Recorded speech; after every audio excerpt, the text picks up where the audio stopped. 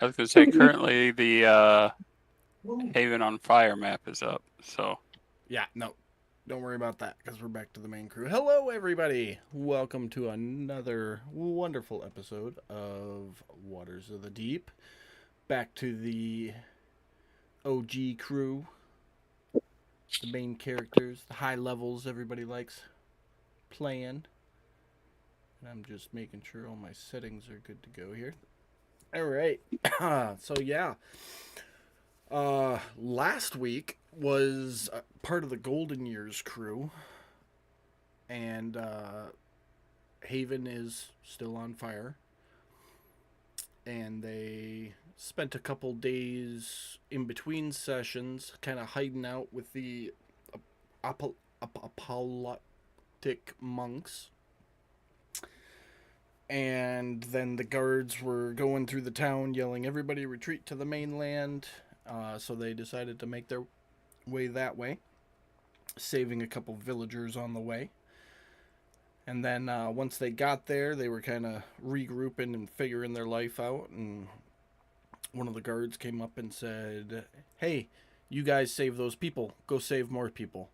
So they went and saved more people, who happens to be the main farmer for Haven, and delivered them up to the castle of the High Tri, and that's where that left off. But with the main crew, we left off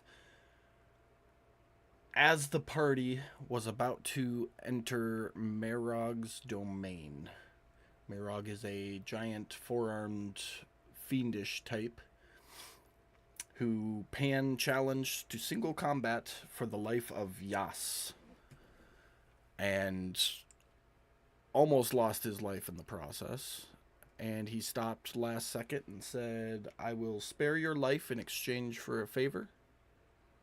Just show up at my house." So that is where they are showing up, and they got an invitation to meet the master at dawn as well. So yeah, I will give you guys the map here.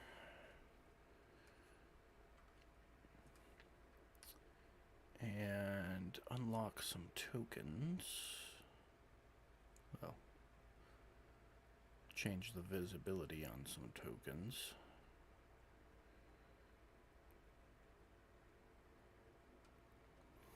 So you guys have been escorted through this large structure, which belongs to Merog, and brought to his throne room. There's not much beyond this room. Little slave cages and hallways mostly. So this room is the bulk of his domain. And as you enter, he is wait a lounged. minute. What? I hate to ruin the whole setup, but I thought we just walked out of the place we were. I thought you were walking into this one. Guys, help me here. What do we you guys remember? I don't Ex- remember. I don't remember walking away. I remember walking out the door of the slate pit place. Katie, you're muted. No, you're not muted. You're just really quiet. Because No, Oh we boy, can't hear you. oh boy Sorry, had slipped we can't hear you. slipped us a piece of paper with the address on it. I don't know. Don't remember. We can still be at Okay. the other place. There's no issue with that. I mean, if you want to fast forward us to this, and that's fine. But Well, I'm did you just guys saying have that, anything else you wanted to do between there and here? Because it was getting kind of needed to head this way.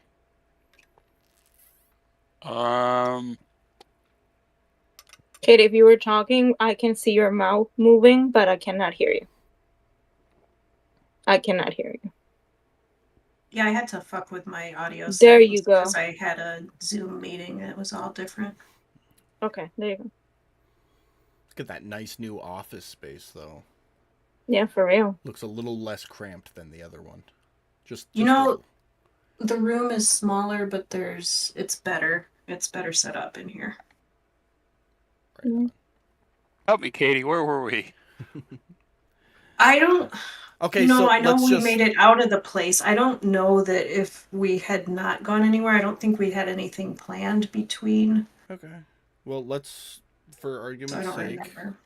we'll just say that you were walking out of we'll call it a harem for argument's sake, the slave shop slash strip Yeah. club slash harem. So yeah, you guys are standing on the street. You had just gotten the note that the master would see you at dawn. And you've got maybe an hour until dusk, which is when you need to be at Marog's anyway. So, did anybody have anything else they wanted to do in that time frame? Were we just looking for a place to sleep? Was that maybe a conversation I think I remember having? There was Oh, conversation about that. You guys were directed to taverns and to basically just walk until you found one. That's right. And we found the wrong kind of tavern or whatever. Yeah. Oh no, I'm sorry. You did find a tavern. Uh-huh. Because you remember now, Mike? Yeah. Okay. You guys were sitting at the tavern. There was a pretty little tiefling girl talking to two of you, I don't remember who, asking if you wanted to watch my camera party. Right. That's right. Mm. Yes. Yes. And Brad, Becca, this is your fault for not being here last week. Now none of us remember where we left off. I know. Sorry. The note taker can't be absent. Yes. That's just how it is. That is D&D law. So that is where you left off. So yeah, she just asked if we're gonna call it Pearl and Pan, the two of you, if you wanted to party a little bit. Jeremy, if you've been talking, you're muted. Just heads up. It was Pan and Taddy, Okay. Mm-hmm. because Pan thought he was a partier, and has found out through the many names she was throwing at him that he is but a sweet summer babe. Gotcha. Okay, so He Pan told and him just to go to the shop outside where they sell weed legally. yes, you had asked for some wizard leaf, and she's like, Yes. "Go get that across the street." Like, Yeah. Right, and Taddy was wanting to get some pixie powder or something. There was fairy dust and pixie sparkles. Mhm. fairy I think. dust, Fa- pixie powder, Fairy dust. And I asked her if we could go talk about that in private. Yes. Okay, yeah, she'll give you the old a private party. Don't mind if I do. Follow me, and she'll like take your hand and kind of do like the stripper carry, where she's got your hand over her shoulder as she leads you through the crowd towards the back of the tavern. So everybody knows she's got a new John. Is that what it is? What the fuck? Yeah, something like that. But when she gets to the door, there is a Cambion standing there, one of them large demon types, and she'll look at him and look at you and be like, "Well, you have to pay the man for the room." How much? It's 2 gold for a half an hour.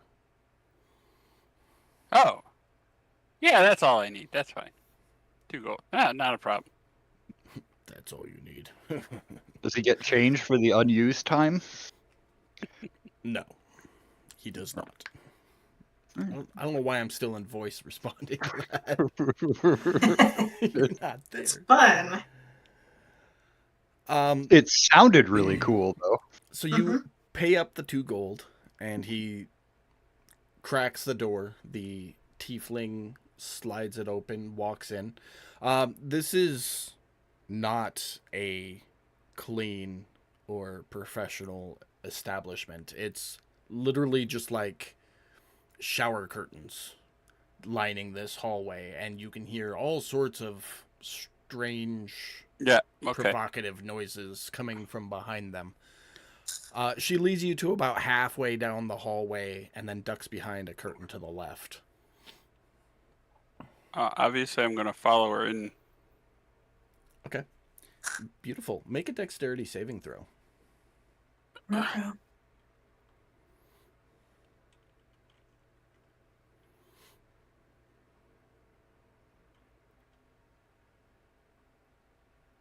Anyone? Beautiful. As you walk through the curtain, you get pinned up against the wall with a dagger to your throat. And you see the last bits of tiefling melt away as her shape changes into this white, almost spectral looking humanoid. And her voice, which was high pitched and perky, is now much more mellow and gender neutral. We don't get fairies here very often. What are you doing here? My business. Well, your business is my business when you enter my establishment. Coming in asking questions about the things that I sell. Pushes the blade. It's not hurting you, not cutting you yet, but pushes the blade just a little bit to remind you that it's there. So I'll ask again. Yeah. What are you doing in hell? Give Fine. me, Daddy. I've been a bad boy. We're here to release a soul. That's it. That's why Yeah. you came all this way. Through the Yeah. waves of fiends and undead, you want to save a soul. Release. If we can save, yes. Of all the idiotic reasons I've heard of people coming here, that is probably top of the list. This being retracts the dagger. Now that they're not all up in your face and you can inspect them properly, you recognize this as a changeling. Okay. Which is a race that you are familiar with from Haven. Yeah. Above table, are you familiar with them? Yes. Okay. For those of you who aren't, they're shape-shifting humanoids. It's a playable race in the Unearthed Arcana book. In case you were wondering.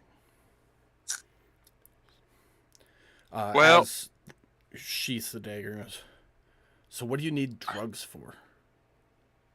I don't need the drugs. I just wanted to get in contact with the person who sells the drugs. Well, you found them. What do you need? I don't need them. I'm perfectly capable of stopping whenever I want. Hasn't even.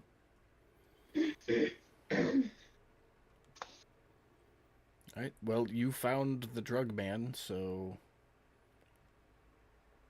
what do you want?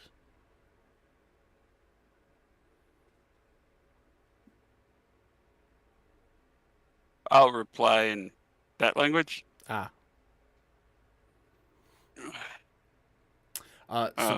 Clean it up. You know what I meant to say. if I I hope. remember correctly, that's actually not a spoken language. Well, It's a written one.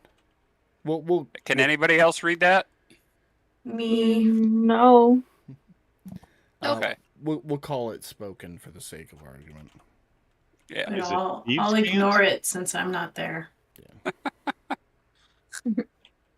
Well, there's a purpose for me using the language, so that they realize I mean what I say.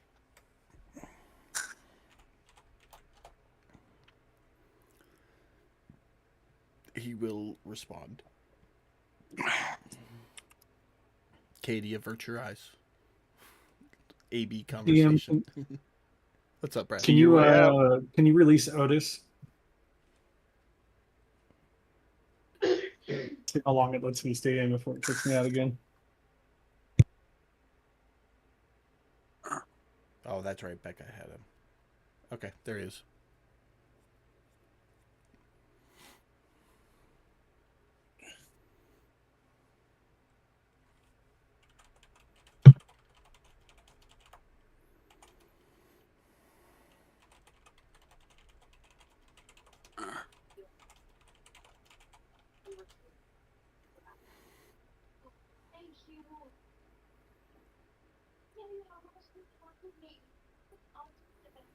Bear with it, everybody, while we have a private conversation.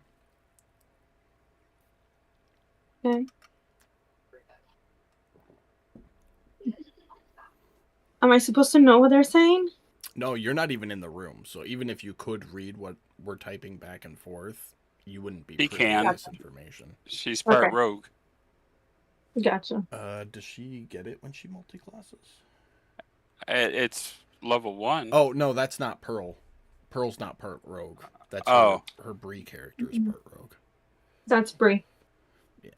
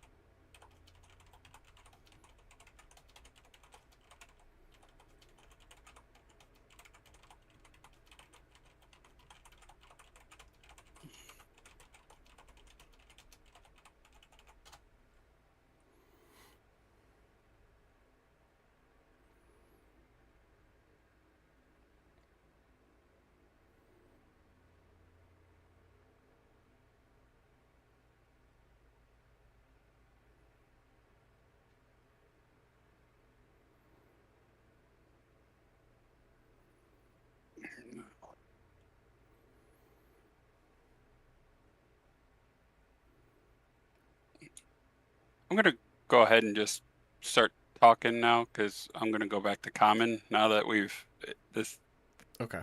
from here on out. So, yeah, so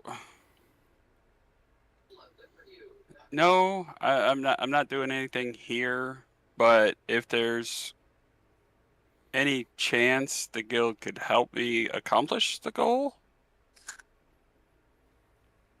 Well, what kind of we're looking to help might you we're need? looking to get into the the tower. Well, to get in the tower requires permission. Even we cannot get in there. All right, well, it was worth asking and checking in and making sure everything's all good. Suppose. I mean, I don't know where you come from. I've never heard of the name of that city. I've never left this city. So, things are different, understandably so, but no. Even we cannot get into the tower without permission. All right. Okay, and there's no blowback if I follow through with our game plan. If there's no, yeah. As long as you don't interfere with our business, I see not. Is there anything I should be made aware of before I go about what I'm doing? When it comes to the tower and getting into it? Hold on one That way I second. don't? Brad sent me an error file.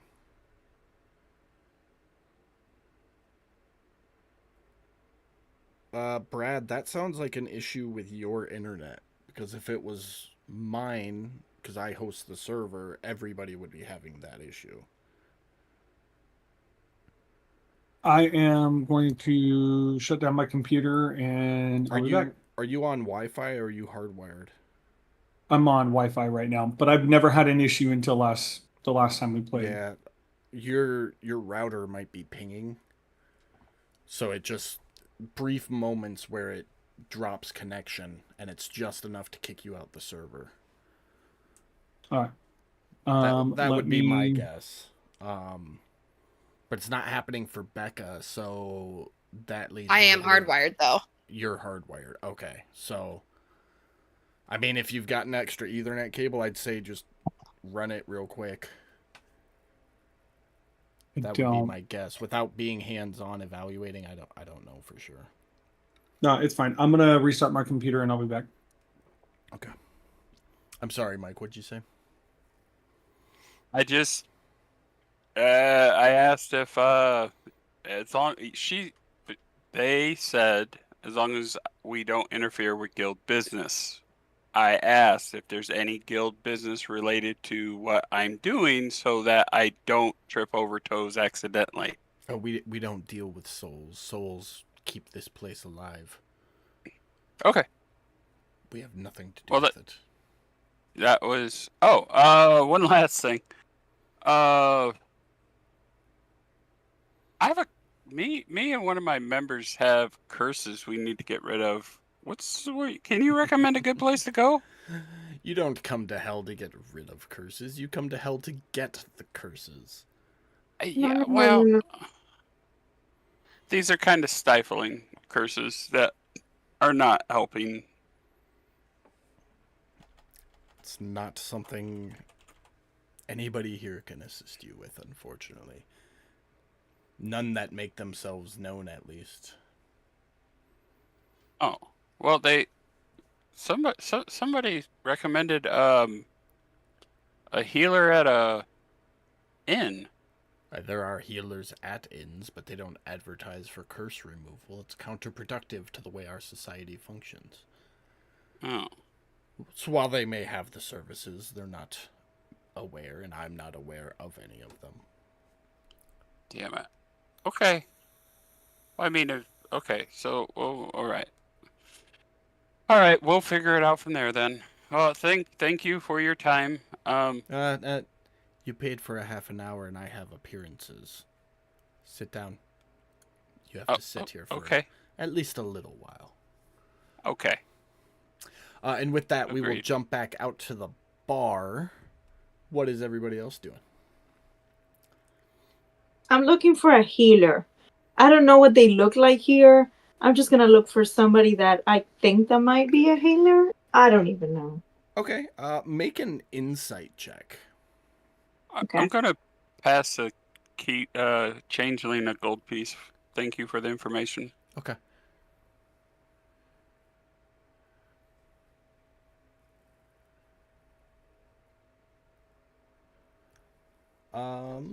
Do, do, do, do, do.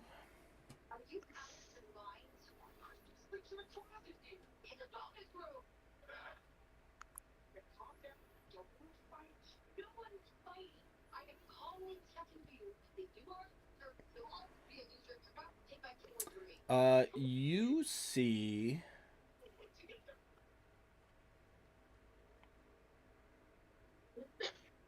No.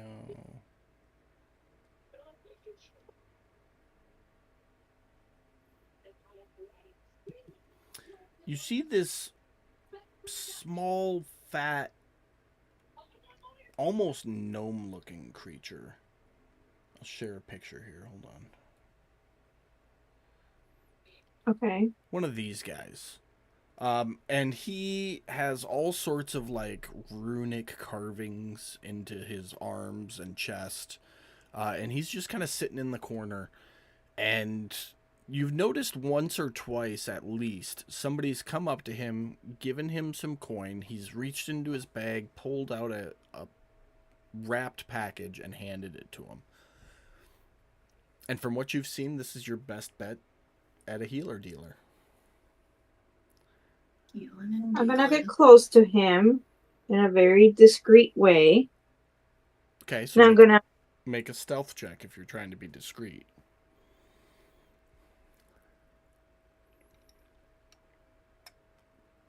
What are the fucking odds on double 20s? because you wanted me to be discreet, and I'm pretty good at it. Bro, don't mess with the Latina magic, homie. Exactly. That's how you get shanked.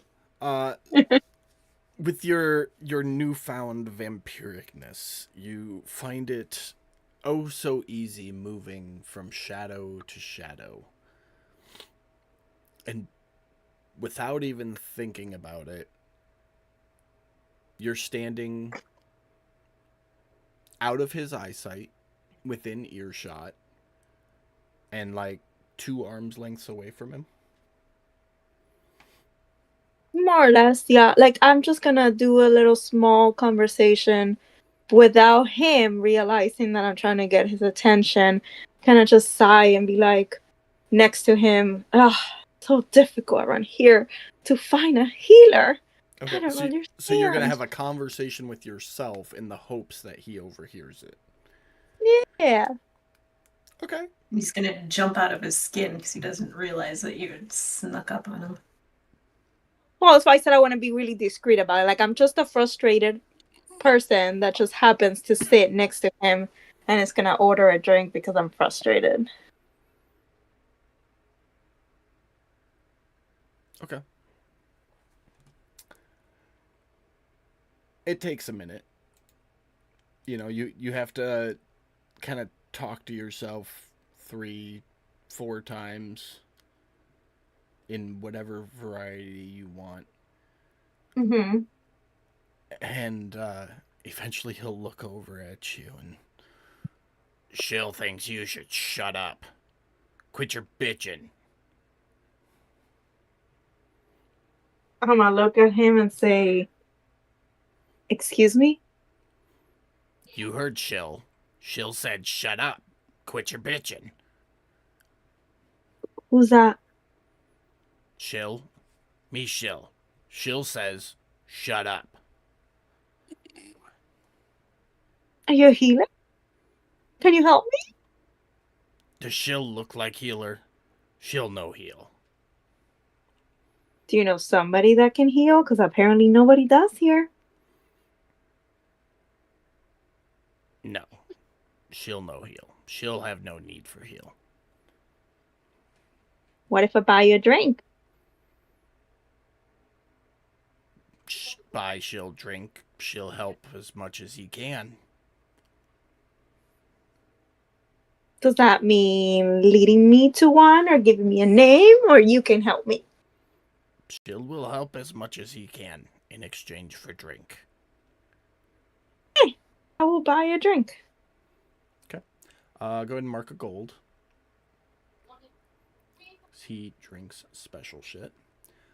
When the drink comes back, Shill will take the mug. Shill thanks you. Climb up onto the table and stand there. And even standing on the table, he's still not as tall as you standing regularly, Pearl. And Shill has announcement. Shill would like to know if anybody can heal. Oh my god.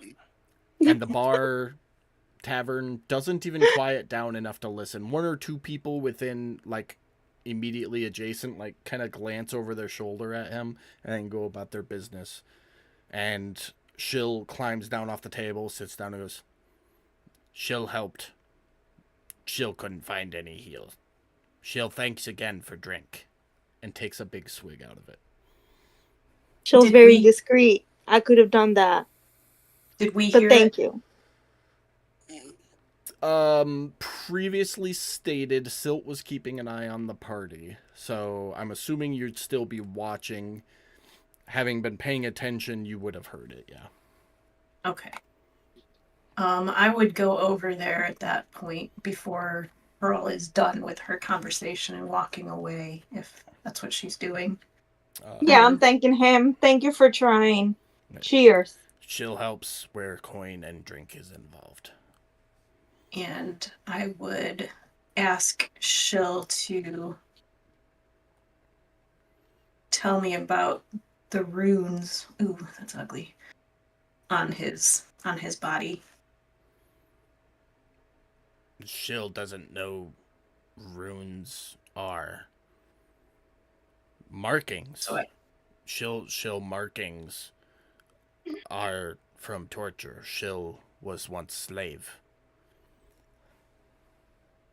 I would slide down into the booth and ask him to tell me what Shill does. Shill deals. What does Shill deal in?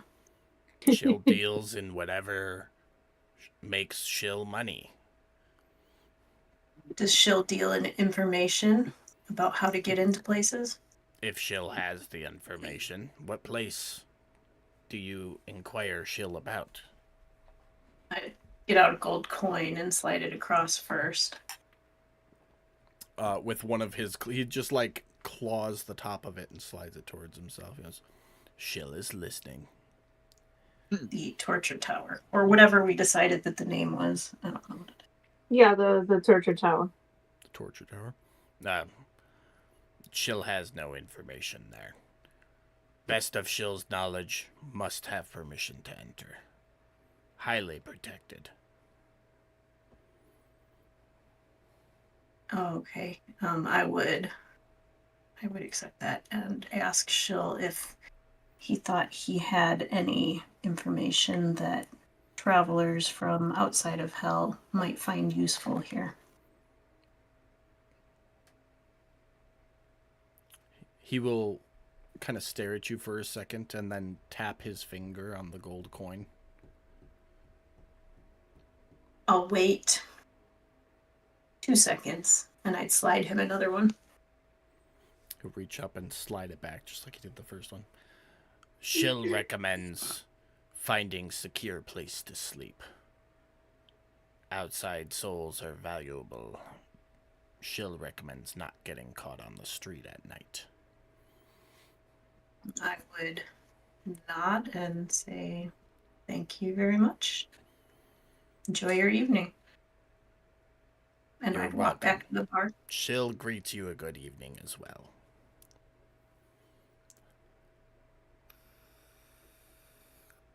It doesn't seem so bad here. Just as you turn to go back to the bar, Silk Taddy comes walking out of the back room with the cute little tiefling right behind him, kind of readjusting her brassiere and cloth bottom, making it look like it was a Something regular happened. time. Yeah. And as soon as they walk out the door, she like button hooks and veers along the wall. Kind of like a I'm done with that, John, on to the next one type scenario. Yeah. I'd shoot Taddy a raised eyebrow look, but I mean, whatever. Taddy's business. I'd just shrug. Kind of tip my head a little bit.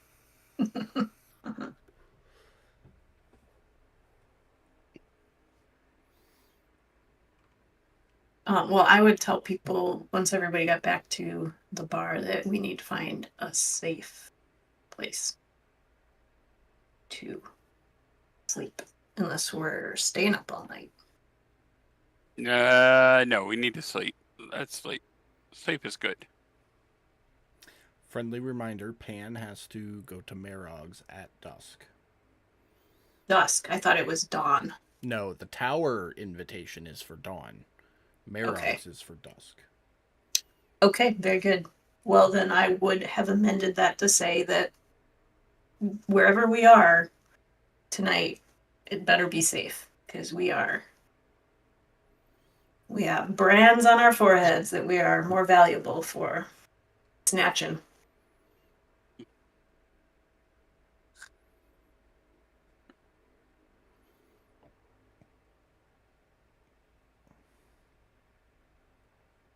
Okay. Well, I mean, I guess we'll find it in on our way to meet the guy for Pan.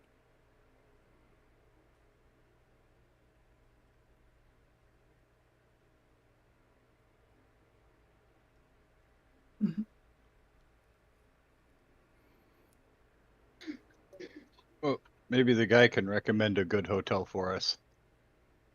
Yeah.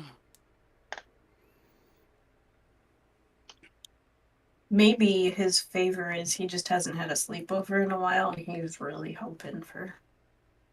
Ooh, pillow fight. Yeah. Who doesn't love a good pillow fight? See, especially when you're that big with that many like sharp. Right? It's- That's almost cheating. So what's your guys' plan? How close are we to dusk now? Pretty close. Within an hour or so.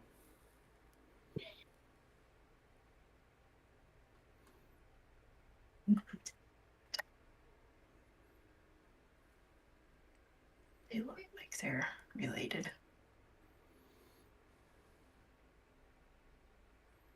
Well, I'd say that we start working that way, taking note of what's along the way carefully.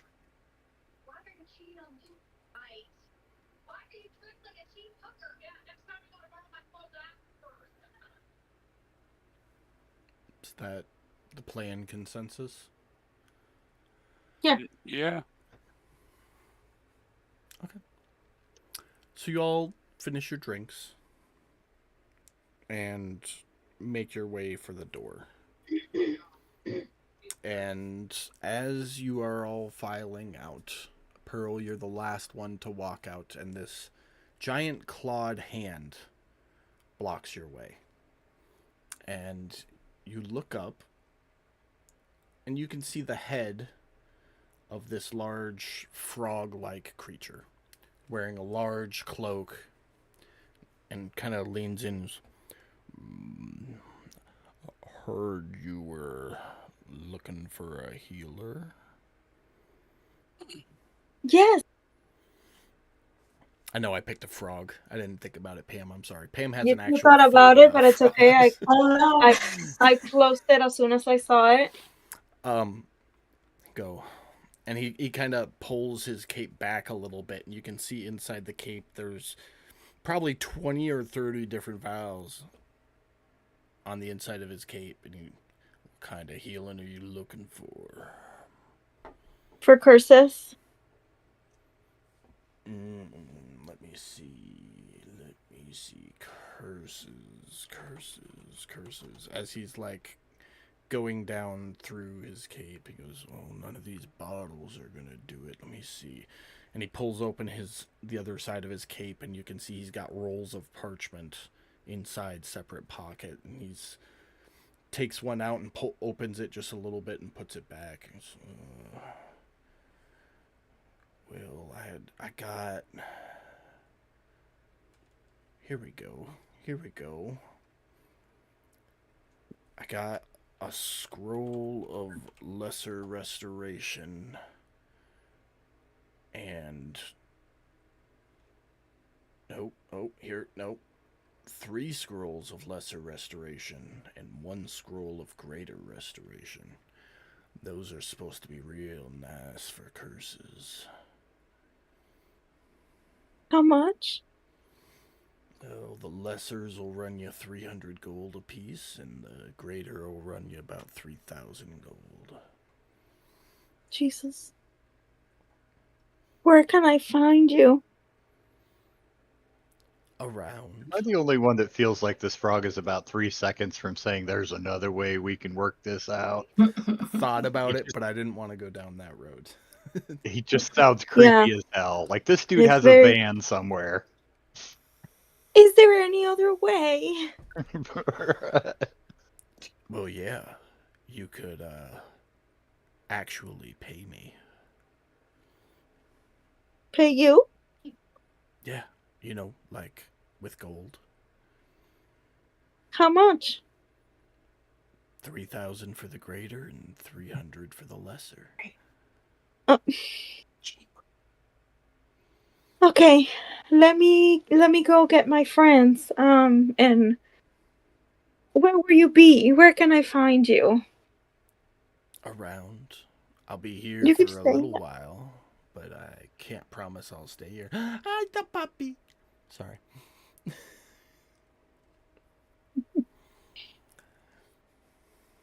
Oh, okay. Okay. Thank you so much. I hope I can find you later. Yeah, I got a potion here that'll make warts disappear if you're interested. I don't have any of that, but thank you very much. Not that I know. No, but I do, and it'll make for a real nice evening if you want to come back. I will keep you updated. You're so kind. Fake flirting over here, Pearl. He kind of wraps his cloak back around himself and goes back to leaning by the door. Just, don't take too long. I won't. Yes, they can, if you are a wizard and have a spell book. And it has to be a wizard spell. Okay. And then I go find everybody else and tell them my beautiful. I take that back. Hold on. You don't have to be Okay. a wizard to do that, Katie. But you Mhm. have to succeed on an Arcana check where the DC is 10 plus the spell's level, and the spell has to be a wizard spell. Which neither of those are. Okie dokie. That being said, because I think I know the direction you were going there, if you copy the scroll into the book, you can copy from the book onto a scroll for infinite uses. And it doesn't destroy the book in the process. It destroys the scroll putting it into the book, but it doesn't destroy the book putting it onto a scroll. If that Okay, makes sense. so there's no rental of scrolls in this instance. But you have to pass that Arcana check, otherwise the scroll gets destroyed. Okay. Just to let you know, Pan does have a +9 to Arcana and a Well, that's- spellbook. That's find some wizard spells and start I was gonna say, building our collection. artificers should be fluent in magic. Artificers put it use the on wizard things. spell list, but they're half casters, so they don't get full access all the way up to the highest levels. Yeah, Right. technically, artificers are like, they're like a third wizard, a third cleric, and a third some other weird thing. Yeah. Because I can cast cure light wounds, restoration. I almost want to say druid, because you get like heat metal and stuff like that. Like some of those alterational type spells. I could see that. Yeah, I could buy that. All right, so Pearl has caught up to you guys and informed you that she was verbally molested by a giant toad, which offered her the scrolls. Which are not wizard spells, by the way. No, they're not.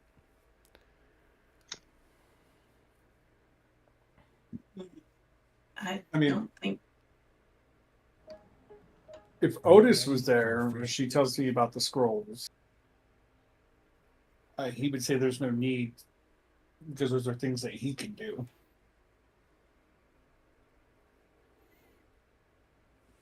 Sorry if I've been quiet. I'm trying to deal with this connection issue. with my game. Yeah. computers. Yeah, and that's kind of what I figured too, because heck, even 300 gold, it's a lot of money just to have a potion or something that he's probably going to give me. Now, correct me if I'm wrong, Odie, but haven't you already tried remove curse and it didn't do anything to these? Yes. I believe we did. Mm-hmm.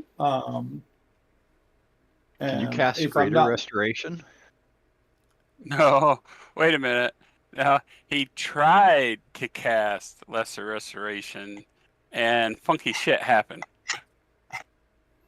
Funky He shit happened. Did try a remove curse, but he hasn't been in a situation to know whether or not the curse got removed.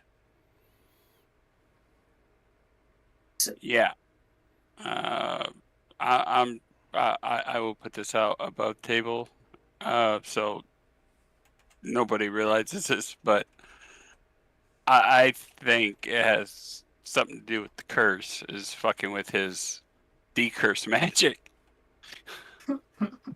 Well, it did like immediately go off right after he cast it. Hmm. So I'm kind of assuming that it's still there. Or it was just the curse last death rattle. Maybe.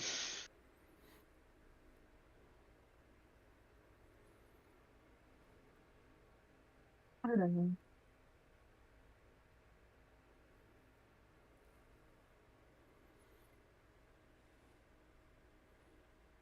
Anyways, so yeah, well,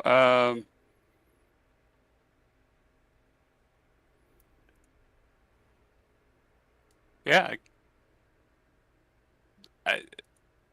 So we know that we can get the scrolls that'll fix our issues, but they're going to be pricey. That is a We lot lost of Becca. cash. I think they're resetting the router. Oh, okay.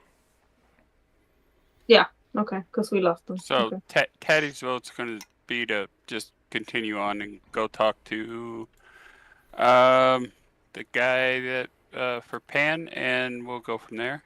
Yeah. I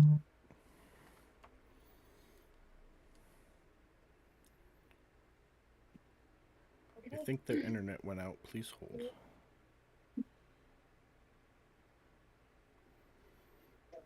Okay. So now you guys make your way to Merog's throne.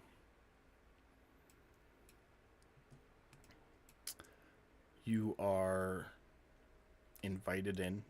You are expected. As you enter, you see little quasites running around from cage to cage. Imps fluttering around, these giant wasp-looking things, 2 of them, just kind of hanging out on the wall near the ceiling. And Merog sitting in his throne across the room. As you enter in, he's kind of slouched in, but as you enter, he goes, "Ah, good. You came. Now I won't have to hunt you down and waste more time."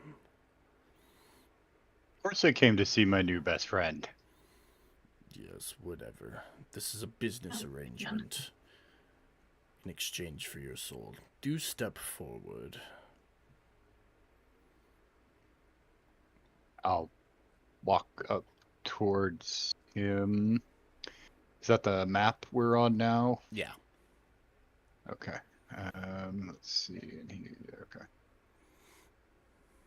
There we go.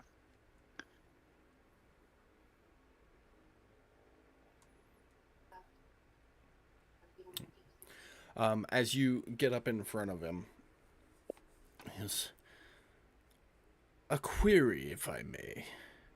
Your little companion there.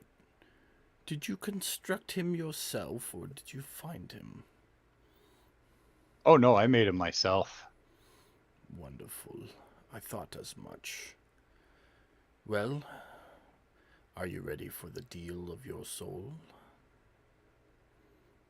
Sure. It's quite simple. He kind of reaches behind him and pulls out a roll of parchment and tosses it to you. It's a rather rudimentary device. I assumed that you made your little companion, so you should be more than capable of constructing this by dawn.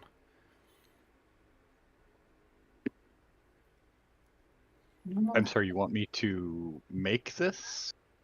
Yes. And what am I holding here looking at? What, Make schematic for what? Make an insight check. Insight check. I think I'm... Maybe not insight. Hold on. tinkering? No.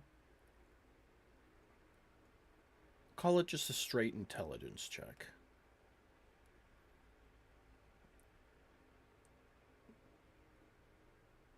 Insight was a good call, but it's wisdom based. And this is schematic. Hey, hell yeah. There's our Pan. Smart little guy. To the best of your comprehension of these blueprints, It is a small concealable device capable of reading souls, would be the best way to describe it. Like, it doesn't interfere with souls in any way. It just kind of like creates a magical it's like when you send a message in real life. If you send a message, your IP address is tagged to that message, so they know where they can figure out where the message came from. It's kind of like that. It just like pings everybody's soul IP address as they come within a certain proximity of it. So smart glasses with facial rec, but soul recognition. Yeah, pretty much.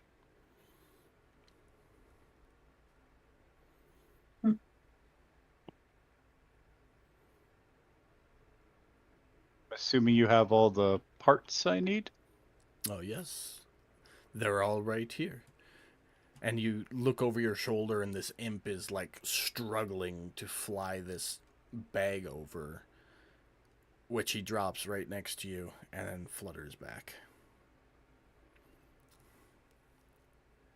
I'm gonna dig around in it, make sure he's correct, and that everything I will need is in there. It would appear so.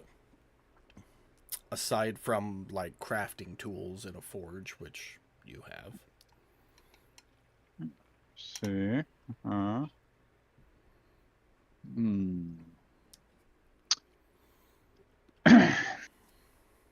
Okay. But I get to make a copy of these schematics for my own use. You can keep those schematics. They are a copy. Perfect. We have ourselves a deal. In here, or do you have a special crafting room? There is one more thing.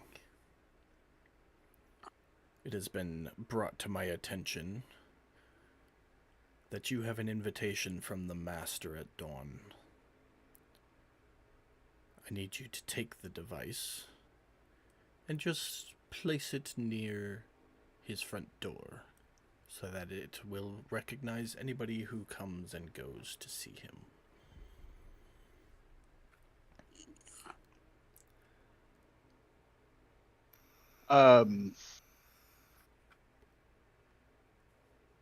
Okay, I see absolutely no problems with this. Good. You may perform right in the center of my ritual spot, just behind you. He kind of cozies into the chair, and one of the Quasites runs over with a giant goblet full of something, which he snatches. I hope you don't have performance issues, because I'm going to watch every second of this. I'm going to do a really awkward wink at him. I have no idea what that means. Then I'm going to pull out my my forge. Okay. And my tinker tools. Is this going to be like an all-night? By your best guess, it's gonna take you 5 or 6 hours.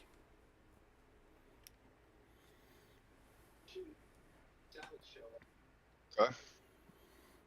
Well, then me and Sir Waddles and my mage hands are gonna get on that. Okay. That I do have my right tool for the job, so if I need to make something. Nope, there's not going to be any checks for this. It's completely story related, so no checks. It's just going to take time, and you got to have it done by dawn, so there's no delaying the process. Unless you want to try and delay the process, that's entirely up to you. That doesn't seem wise. I've already gotten much luckier than I have any right to expect. I will send every 20 minutes that imp for a double cocaine espresso. Okay. Yeah, every time you send him, he comes back with basically just a shot glass of blood with like an 1/8 inch of cocaine on the top of it. Oh my. I'm okay with that. Um, Mostly because I'm assuming he has no idea what cocaine really is. Yeah, so that's going to be the question mark there. Roll a con save. If you consume it, roll a con save. What's everyone else doing? Not great. We'll see what happens.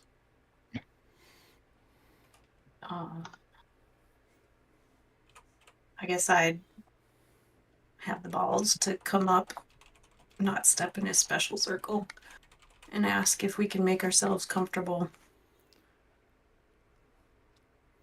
Just don't interfere, unless you want your friend's soul to become mine.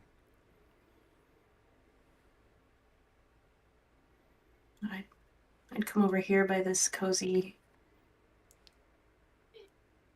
brazier.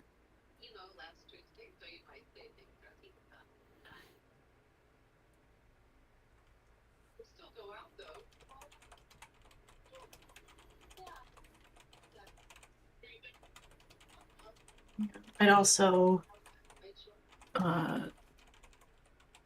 telepathy to Pan if he needs anything. Let us know.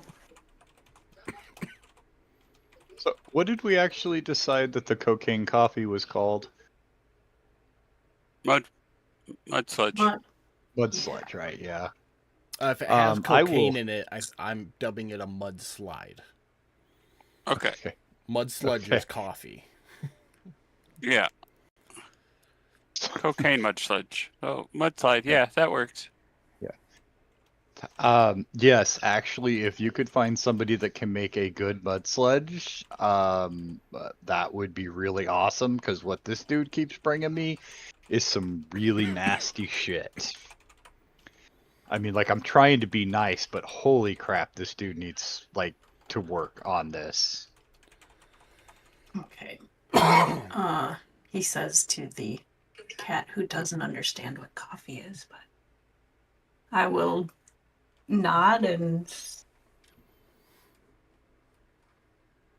if I can go talk to this guy since he's sitting there. I'm going to start describing like a bitter. So I did taste it, so I know what it tastes like. I'm going to start describing a mud sludge. And not expect much back. You will hear a voice in your head.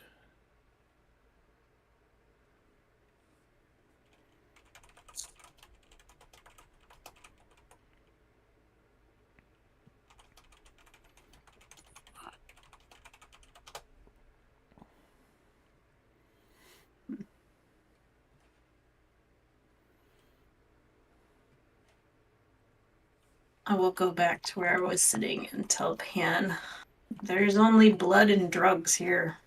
I will start rifling through my backpack to see if I can find anything. Pan. Does explain why it's so awful.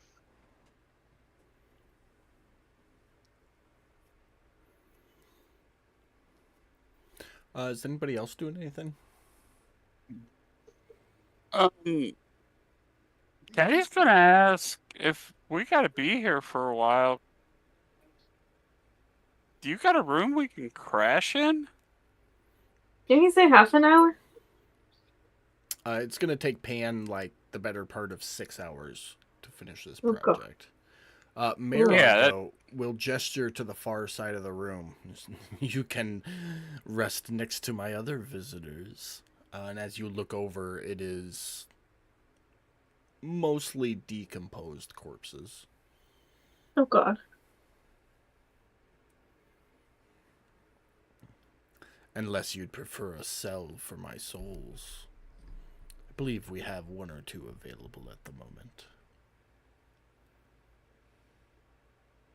What I time is mean, What was that, Pam? what time is it? It's nighttime. So it's like sleep time. Yeah, it's sunset, so now Oh, would be okay. an We'll be- appropriate time to sleep. If you want it. Okay. yeah. We'll be here till tomorrow ish morning. No, Pan will be here till tomorrow. It's at your Well, guys' we're not- discretion if you're all staying or splitting the party. We're not splitting the party. Don't be saying those Learned things that that you know lesson, better. didn't you, Pam? Nobody splitting nobody. So if he's gonna be here until tomorrow morning, we might as well. Yeah, crash. Because I was gonna say if it's only a couple hours, but no, never mind. Is there anything in a one ration that is like something bitter that could be soaked in water? So the rations don't clarify what's in them. When I think of like medieval rations, I think like this is a piece of cloth with a single meal's worth of bread, meat, and cheese. Yeah, That's what okay. I think of, but it doesn't clarify.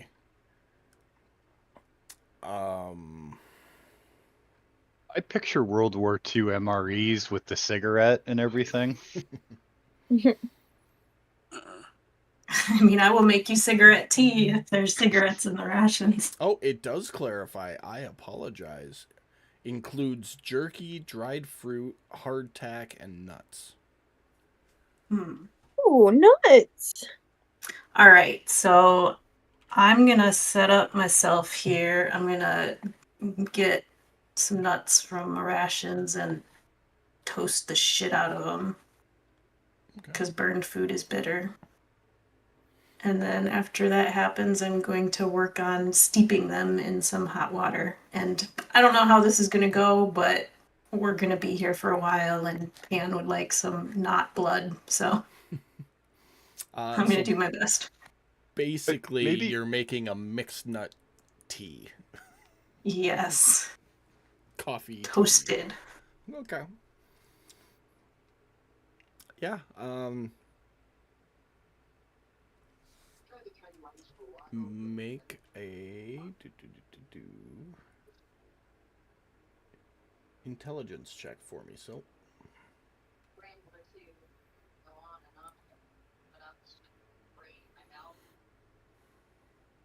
Wait. You have many years of experience making catnip tea, and you kind of follow the same principles, which is basically the same way you make coffee, just grinding instead of steeping, and you have a drinkable nut coffee. It's not great. It's not great at all, but it's drinkable.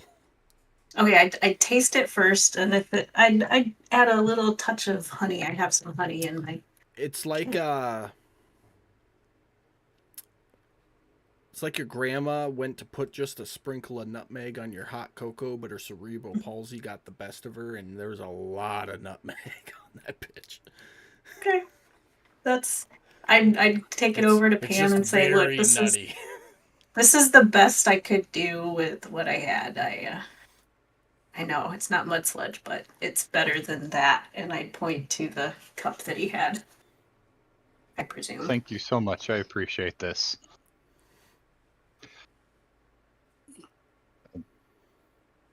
I'm gonna pour what's left of the cocaine blood into the nut sludge and stir that together and drink it.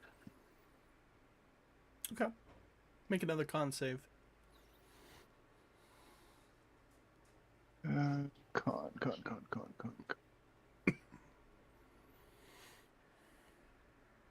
Better, I guess. It definitely goes down a little easier, probably because it's now diluted blood. But yeah, Do you guys have like an anemic around here? Could I get some blood light?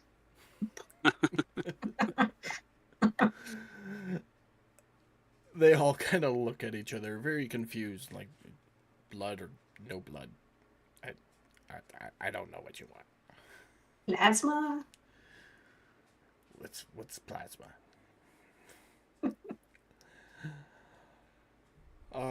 Anyone else up to anything for the evening? No. Just sleep.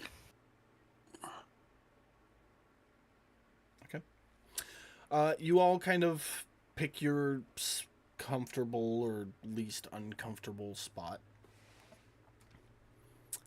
Yes hangs out next to you, Silt. Because about 2 hours into this process, as you're starting to kind of drift, you feel that little pop of a spell ending, and not a second later, no more ships. And if you ever do that to me again, Silt, I swear I will sue you for a year's wages and leave your crew. Are we understood? I'll just look at her. Give her Sorry. a good hard stare. Are we understood, Captain? Admiral, ma'am. Yeah. Okay. Good night. I'm surprised I remembered you did that, to be honest. Yeah, me too. For those who missed out, Yas was ranting about being left on the ship and then all the shit that followed and almost being sold as a soul to Marog, which is how we ended up here. And she was bitching about it, and Silt didn't want to deal with it, so cast suggestion and told her not to talk about it for 8 hours. Sounds about right. Sometimes Not to talk at Band-Aids all for are 8 hours. So, yeah. All right. The next 6 hours go by slowly. The methodical clanking of Pan hard at work with his forge and his tinker's tools, his little etchings doing his chaotic runes into the small device. Very meticulous work for how small it is. Takes you a little longer than 6 hours, probably closer to 7. When you're finally confident that it is done, and as you hold it in your hand, it fills your palm. It's this little oval shaped thing.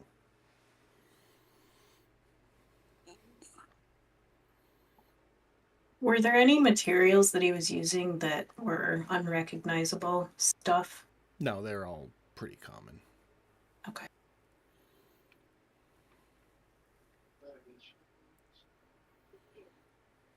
And anything extra is directly in my bag of holding. There was nothing extra. Cheap It was motherfucker. he Handed gave you you the exactly set and- what you needed. Yeah, an IKEA set of fuckery.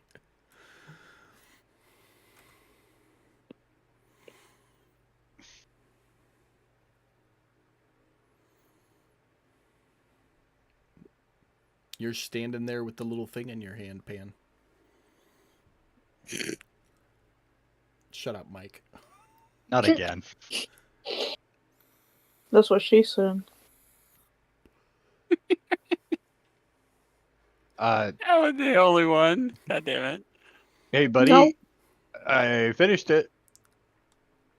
Good. Let me see. And he holds out one of his smaller lower arms. No. Walk up, place it in his hand.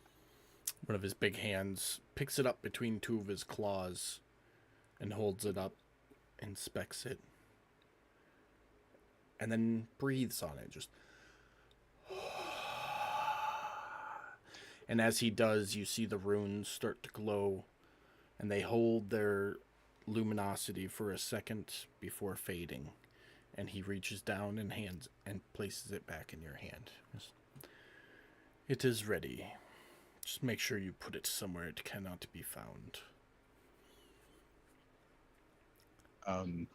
Okay. Well, that is all.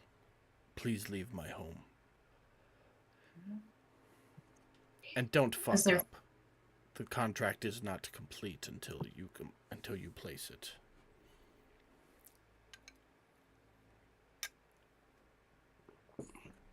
Good. So, As they're finishing up, I'd walk up and tell Merog, what do you call him? Merog, what a pleasure it has been, his hospitality, and if he ever finds himself in Haven, that he can look up Silt, and we'd be happy to. I'd be happy to. I Help him out only if he leave the needed city anything. when I am called upon for war, so if I ever find my way to this haven you hail from, we will meet, but it will be on the battlefield. And I'll shrug and say, nevertheless. And leave. Turn to go.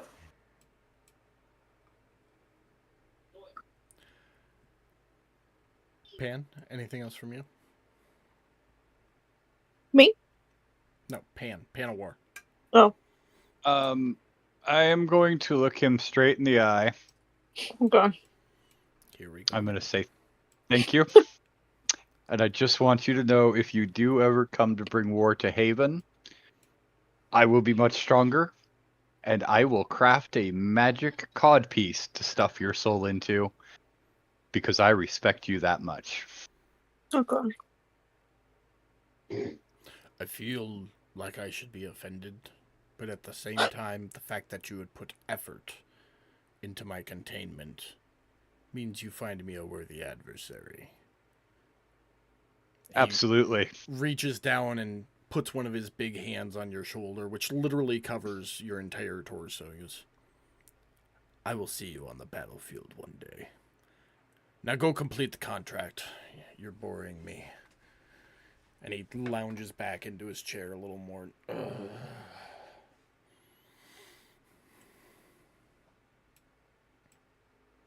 Okay, if you guys are ready, we should probably get out of here before I say something even dumber.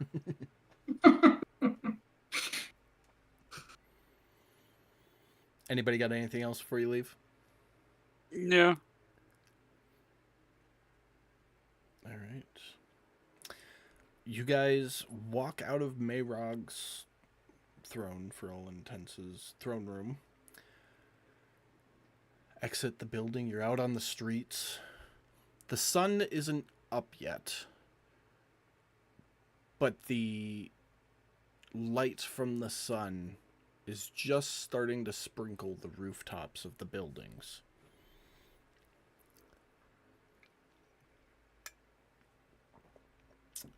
That being said, anybody who did choose to sleep would get a long rest. So did anybody not sleep through that process? Aside from Pan. Oh no, I slept.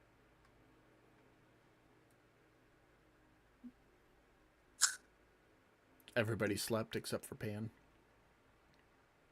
Yep. Yep. Come here. Seems like a safe enough place. Okay. You are all long rested with the exception of Pan of War. Step out on the streets. It is a new day.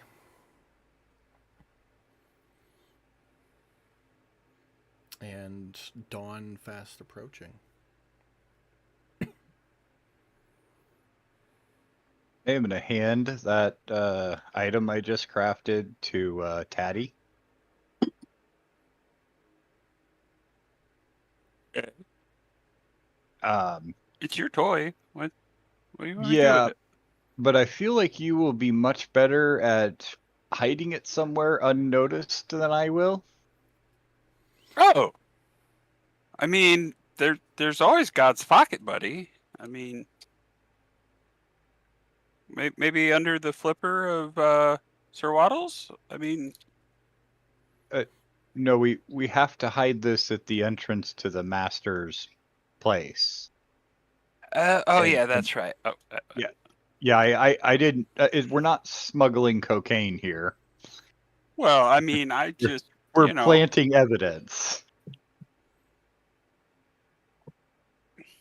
Gotcha. Okay. Yeah. No, I can help you with that.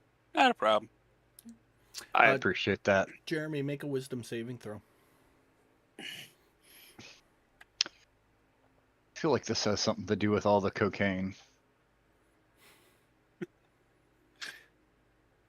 You go to hand the little amulet device to Taddy, and Taddy grabs onto it, and you can't let go of it.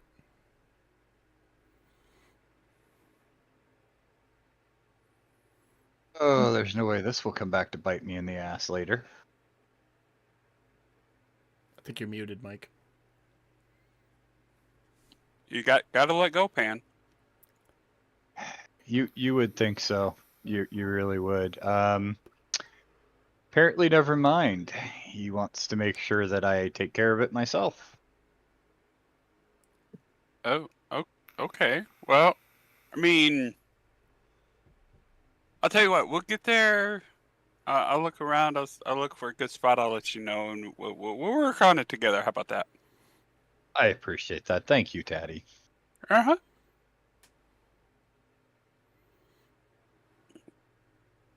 But you're gonna have to take the glue off. Yeah, I am gonna check my hand just to make sure I didn't actually glue that or something. Yeah, no, so Taddy lets go, and you transfer it to your other hand and look at the hand you were holding it with, and like rub your fingers and nothing.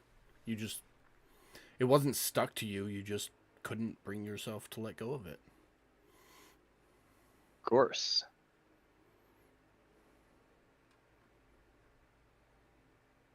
Yeah. Okay. Really hope that is not going to be an issue when I go to plant it.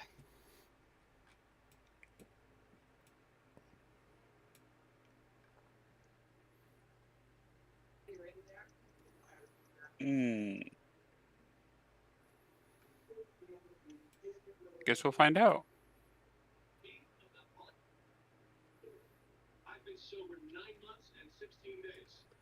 Okay. All right. What's So I the guess plan? we're off. Heading to the tower, or are you going somewhere else first? Well,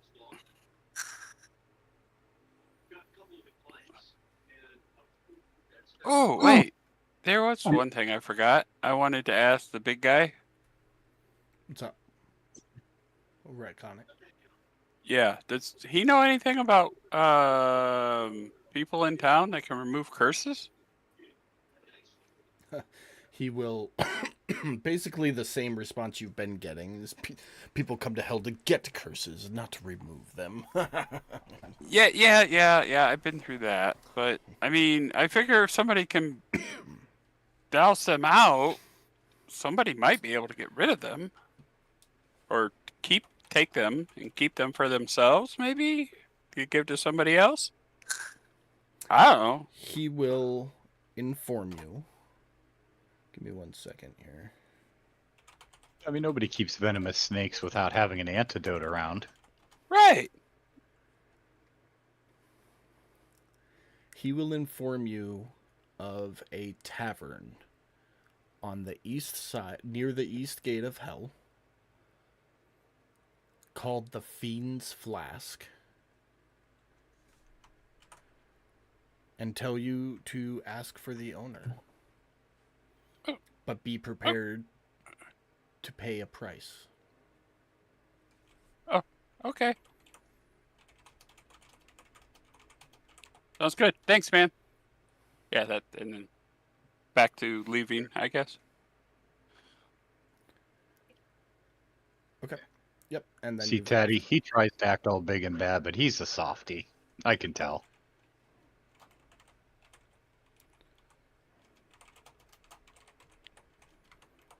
All right.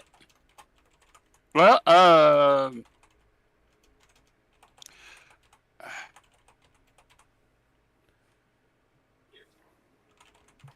so I guess the question of the day is,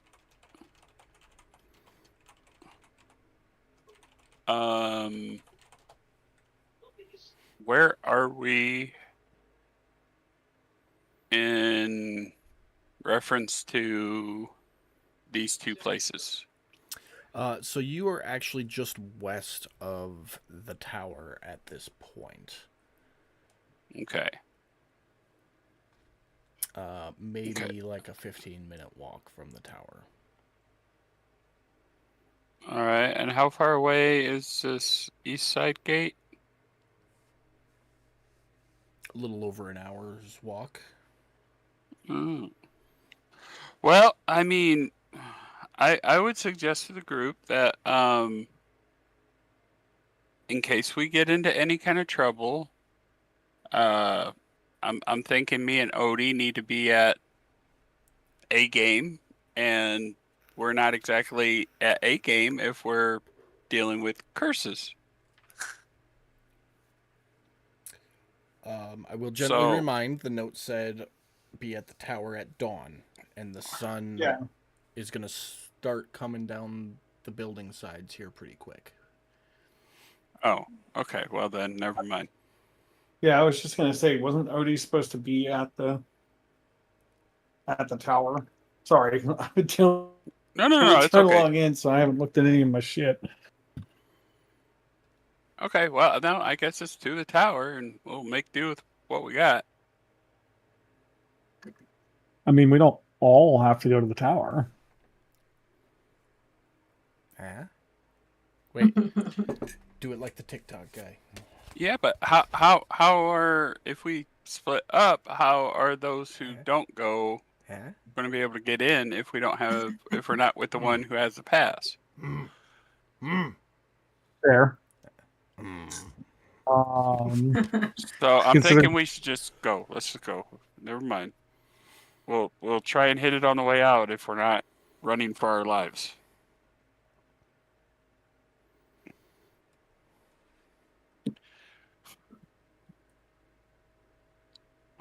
All right, let's go. So to the tower. To the tower we go.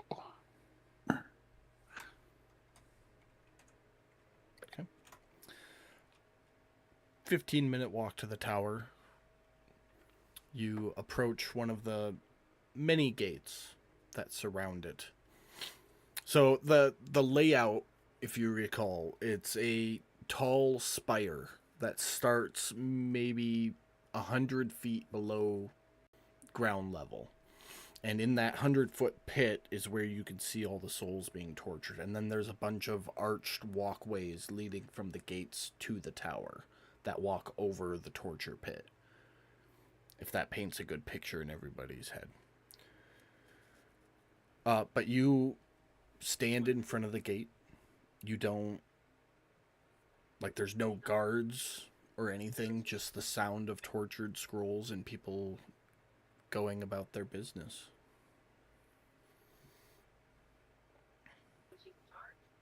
I forget, DM. Did I get a letter for that? Is that what I had? Yeah, it was a little handwritten note. Okay. I will bang on the door then. Like a loud bang.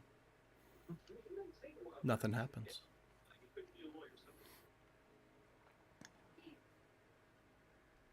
Is it actually dawn yet? The sun is just starting to creep the horizon, you would think, based on you can see sunlight hitting the top of the tower, as well as some of the other buildings. You need one of those. Oh, yeah. Good thing it wasn't a 1. Today's not the day for that. Today's not the day, no. I guess after a short period of time, Otis would bang on it again.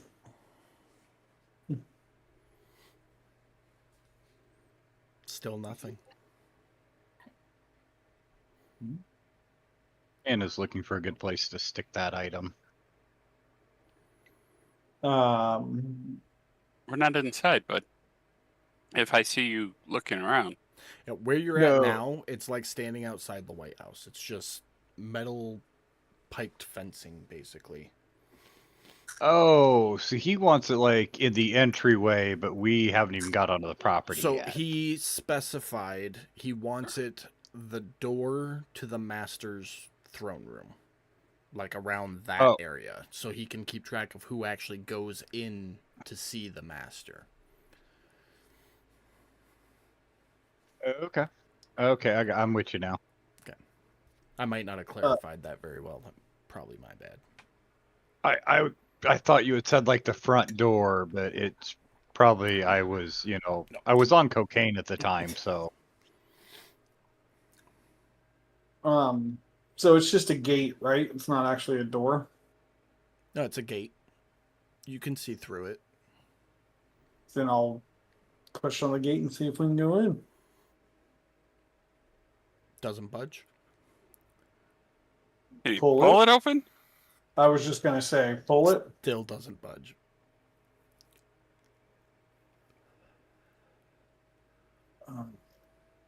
Why don't you use that booming voice of yours and yell at him?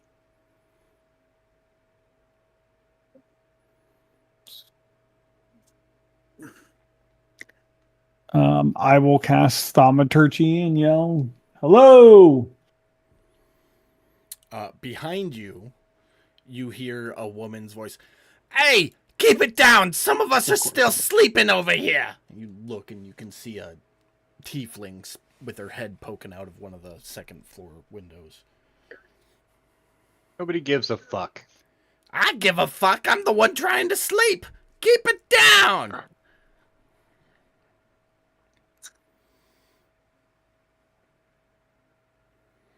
It's possible Pan is a angry drug user. Should have stuck to the mellow shit, bro. Someone had hallucinogenic mushrooms from Gal. That's true. In fact, the last time I cooked, everybody had some hallucinogenic mushrooms from Gal.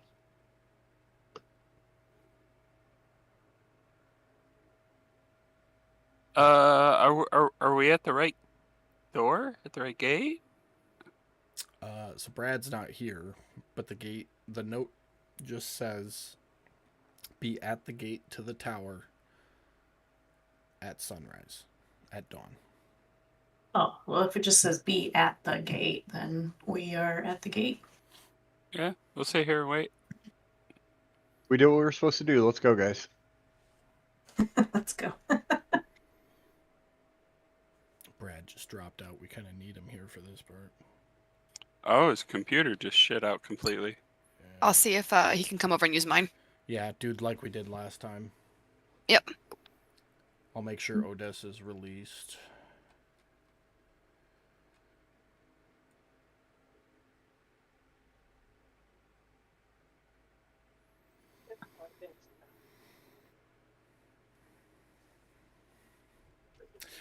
You guys do, while we're waiting for Brad, get to witness the awakening hustle and bustle of the city of hell. Seems a lot like Haven. Just a lot scarier. But tieflings, fiends, even a few undead are waking up, getting their things together, like carts of goods or whatever, and going on to wherever they need to go for the day. Vendors are starting to open. Yeah, go ahead. You've said that a few times. It's kind of like Haven or some normal place, only a little scarier. And all I can think of is Halloween Town. Yeah. Nope. That is a good reference. I love that movie, and I hate myself for not thinking of that. It is an awesome movie. Yeah, it's a good one. I'm sorry, guys. My computer completely just shit out on me completely. It's all good, buddy. Now we know where the problem lies. One of the No, glories not of playing it- online. Is technically Yeah, issues. it wasn't the computer itself. It was whatever's going on with my internet on the computer is just completely shit out. I think you need to drill some holes in walls and get hardwired. 100%. That's the first thing I did when we moved into this place. Is I drilled a hole through my closet wall so I could run the Ethernet cable. Okay, I'm sorry. I completely missed everything after I yelled hello. I was just kind of... Oh, after you yelled hello, some old tiefling lady did the Italian thing. The, hey, shut up! Some of us are trying to sleep still thing. To which Pan responded, hey, fuck you. Nobody cares. And she's like, I fucking care. I'm fucking sleeping here. And then you all kind of looked around and saw that this place is a lot like Haven, just with fiends and undead and, yeah, scarier. And Mike made the reference of it's Halloween Town, essentially, which is accurate. And I asked if we were at the right gate, and the DM reminded us that the note said just be at the gate at dawn. So we decided we're just going to stand here and wait. Yeah. Yep. I guess that's what we'll do. Odes, where is that note, by the way? I don't know. Like, did you put it in your pocket? Did you put it in your bag? It should be in my bag. It's where I usually put stuff. Okay. Well, wherever you put it, as the sun rises and creeps down the side of the tower, it eventually creaks through a street and the sunlight starts hitting you. And the second it does, wherever you put that note, you start feeling an intense heat come from that location. Like something is burning. Boy, I sure hope you're not using a cod piece pouch. My biscuits are burning. My biscuits are burning. Oh god. I have a feeling that knowing Otis, it's probably in his bag. Excuse me. In his bag. So if that's the case, he would probably take his bag off and like the way I envision it is that he's sitting somewhere near the fence. He'd probably throw it against the fence. His bag. Can I ask a very silly question? 1 second. So you're just throwing your bag against the fence, the whole bag? Yeah, because it's like his Like a bag fuck just it all of off a sudden. me kind of thing? Yeah, Okay. his bag just started burning, so he's like, "Fuck this," and Okay. just throws it. Alright. And he's like looking at it like, "What the fuck?" Okay. You know, waiting to see if it's gonna burst into flames. Now, hold on. Pearl, what's your question? Am I like burning in flames 24/7 since we're in hell? No. After seeing Odie do that, Taddy's going to start backing up. Like, backing up Hold away on. from Odie. Before and we- he's going to... Before we proceed, let me clarify for Pearl, because she's asking a cosmetic question. It's not like a fiery pit. It's like a lava field. So it's brimstone and ash and the occasional river of lava, but there's not like active flames everywhere. Does that make sense, Pam? No, that's fine. I was just wondering because of the whole situation burning. I just figured we were like, well, hell, it's supposed to be hot. We're supposed to be sweating all the time. So is that what we're looking? It is excessively hot here, especially compared to what you guys are used to. But not like burning. It's like not. what? Yeah, it's like. A sauna? Yeah, without the humidity, yes. Got it. Dry sauna. Okay. Yeah. Okay. No, It's like 10, 15 degrees hotter than being in a desert. Got it. Like 100, Thank you. 140, 130 degrees. Yeah, it's still hot as hell, but not like we're burning. Like it's not unbearable for us to be there. It's Got not it. gonna immediately kill you as long as you stay hydrated, basically. You're just gonna wish you were dead after enough time. Yeah, I'm not gonna jump into a river of lava anytime soon. Okay, no, that's all. Okay. Just a So Odie, you toss your bag against the fence. Taddy, what did you say you're doing? Stepping away? Yeah, I'm gonna start backing away from OD. Going, isn't that a bag of holding? What the fuck did you put in there? Because Taddy knows what happens to bag of holdings when they go bad. Did you put it in a bag of holding, Odess? I did not put it in the bag of holding. Okay, just clarifying because I know you had one. Where is your bag of holding? It's in the bag. Uh-huh.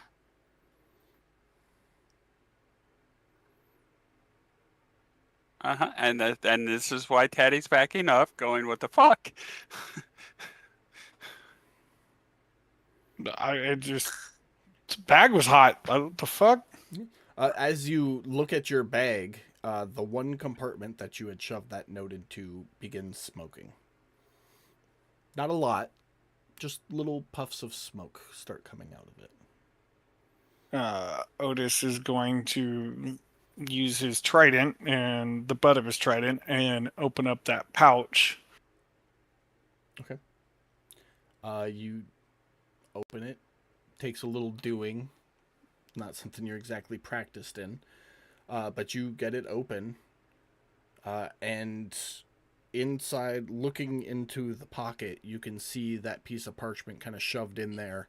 And it's like when you take a lighter and hit the edge of a piece of paper, but the paper doesn't quite catch, and it's just kind of like it's burning, but it's not flaming. Smoldering? Yeah, smoldering. Okay. I mean, seeing that, he's going to reach in and try to carefully pull it out. Yeah, no issues. Fingertips pulling it out. You're able to get it out, and the edges smolder. And as soon as you pull it out and it's exposed to the sun, it bursts like flash paper.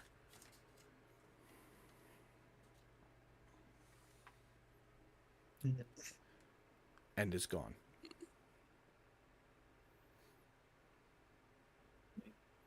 Well, seems like we just got played. Panawar, Pearl, Silt, and Taddy. Out of the corner of your eye, your peripheral vision, as soon as that sheet of paper had burst, you notice that the gate is still there, but is less corporeal than it was a moment ago.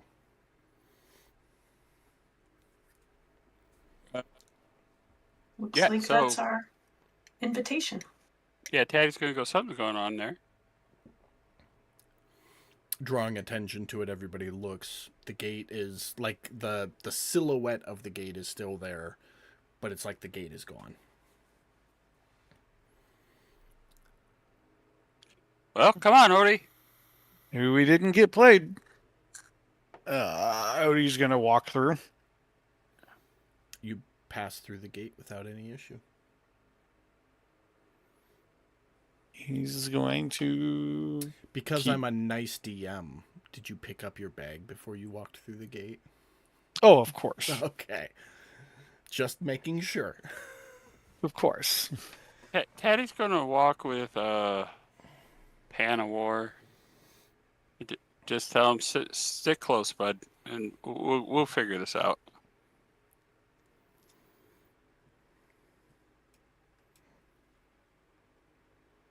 Is everybody going through?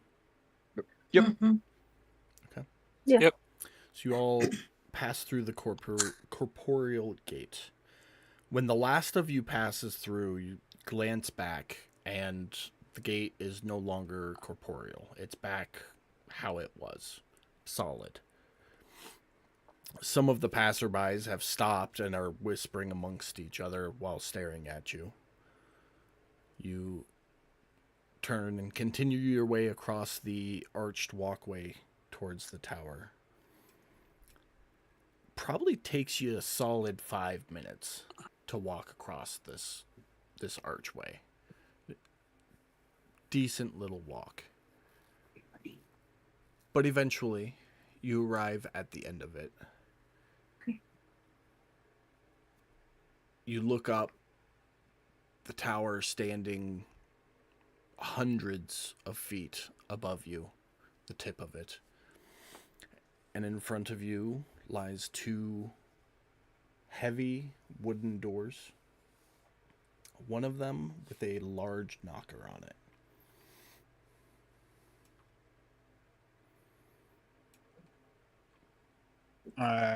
Pick up the knocker and let it fall against the door. As you reach for the knocker, the door moans as it opens under its own weight. I will step inside.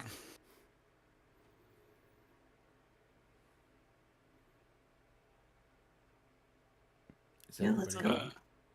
I think we're all going to follow.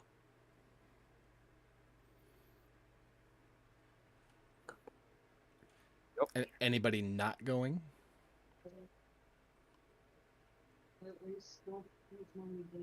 Okay. You step inside, the door moaning closed behind you with a loud, I don't want to say bang because it's not like banging shut. It's just a loud noise because of the sheer size and weight of the door shutting behind you. You stand in a large, empty chamber. Beautiful black marble tiled floor. And as you look up, you can see that the tower is hollow, save for a large spiraling staircase circling all the way to the top of it.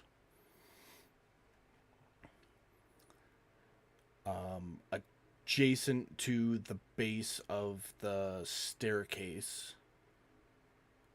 is another set of reinforced doors, slightly smaller than the ones you walked in to get into the tower.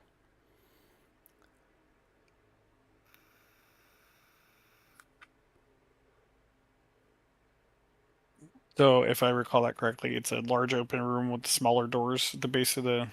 There's one smaller door. It's still big by your guys' standard, but smaller than the main doors to the tower. And then right next to that is the start of the spiral staircase that goes all the way to the top of the tower.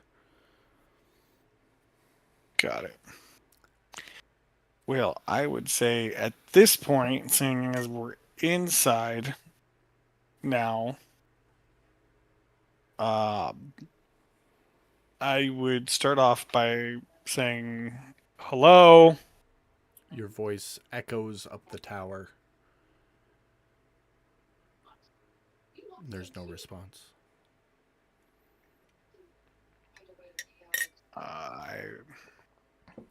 At this point, Otis is like, he's getting, I don't want to say irritated, but he's like annoyed. They told him to be here. He's here. There's nobody here. So again, he's going to say the same thing, but this time with thaumaturgy and make it boom. See if he can piss off another Italian lady. Your voice booms up the tower. Hello, hello, hello. A moment passes. As you listen intently for any type of response, you note that you can't hear the screams of the torture going on outside. About 30 seconds passes, and you all hear a voice in your head. It just says, climb.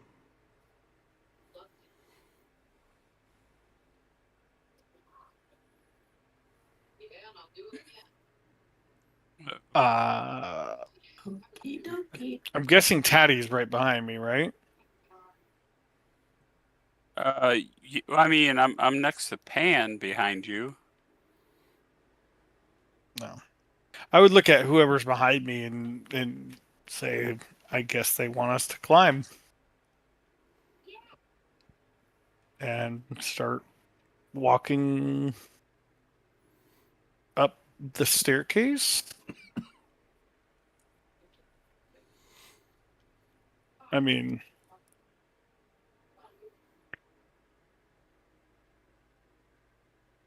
Is there any like religious symbols on the wall or anything like that? No, it's very much like Saruman's tower in Lord of the Rings. Okay. There's no trophies, there's no demonic figures. It's just black marble, very beautiful black marble. Very finely crafted into this tower, and it's very geometric. Like, there aren't any soft edges, it's all crisp corners. Mm-hmm. I will start walking the staircase then. Okay.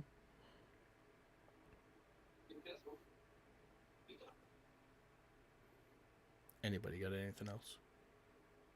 Just going up.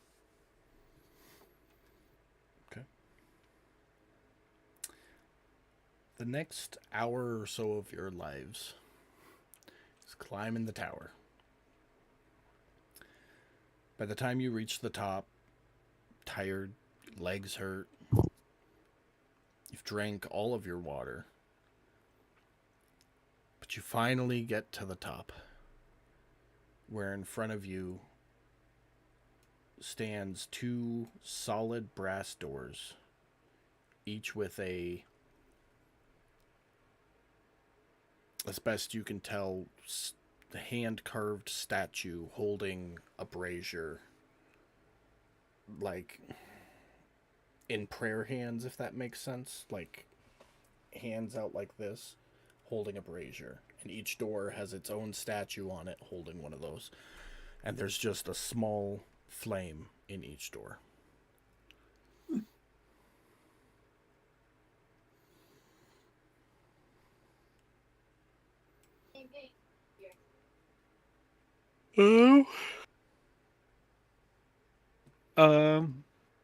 I will try. If there's nobody there, then I will try one of the doors. As you lay your hand upon the door, it immediately makes a loud, like, struggle noise. You know, because of the weight of it, like it's struggling to move, but begins to slowly swing outward.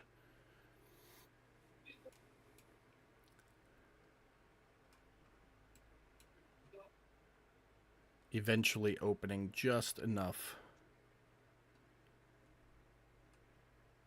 to allow you guys to enter, should you choose.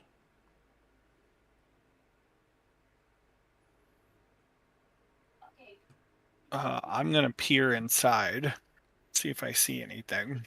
Okay. When you peer inside, you see along the outside wall, like the far wall, because you're looking at it at an angle, so really this would be the right wall in the room. You can see 3 cages, each with a different species in it, of humanoid, slumped over, silent. You see a large brazier with light emanating from it, although you can see no flame or anything. You see a pedestal of sorts just inside the door with a glowing red gem affixed to it. Adjacent to that gem is a black marble carved, like Grim Reaper statue. And then between the large brazier and the 3 cages you can see is a dragon skull.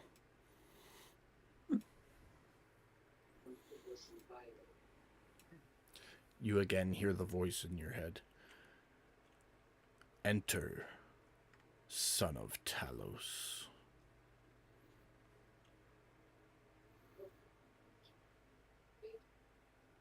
I am going to enter the room.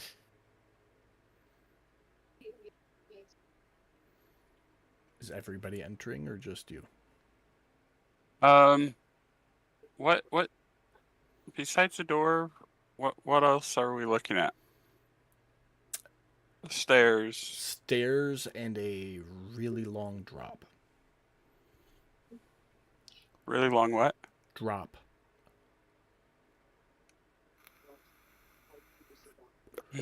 Hollow tower, remember? Yeah. Yeah, well, I didn't know if he had, like, decorations, if he had sconces, Nope. if he... The only decorations you have seen at this point is the outside of those two doors with the hand-carved humanoid figurine holding the braziers. Well, there's hand-carved figurines holding the braziers. Like, On the outside of the doors, yes. yes. Okay, so...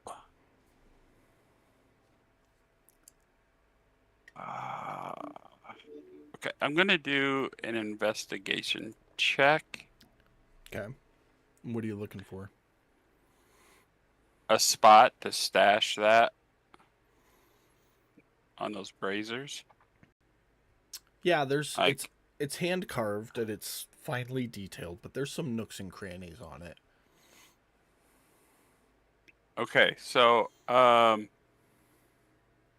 yeah, if it's got a good hiding spot for that thing, I would nudge Pan and then kind of point it out to him. Okay.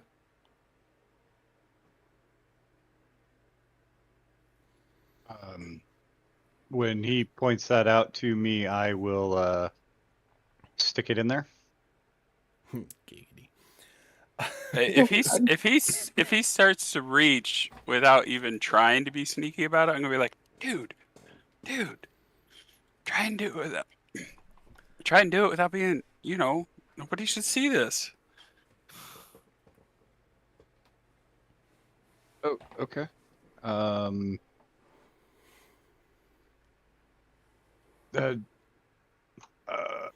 Sleight of hand.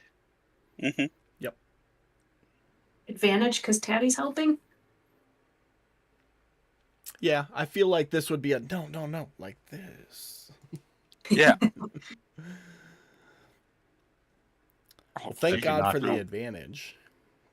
Right. Yeah, so you go to reach, and you've never done sneaky shit before, Clearly. and you are like death gripping this thing between your index finger and your thumb, and your hands are so sweaty, and this thing's made of metal, and it like squeezes out like a bar of soap in the shower, and you oh, and catch it and just like push it up against the door with a soft, and then. And when you look back at it, it's gone. Taddy, watching the whole ordeal, you would have seen him do the fumble, heard the pop, and you would have watched the amulet, as soon as it connected, basically adhere to it, and then, like, turn to a liquid. Kind of like Terminator 2. The antagonist is the liquid metal, so it kind of, like, turns into liquid and spreads out and then changes color to match.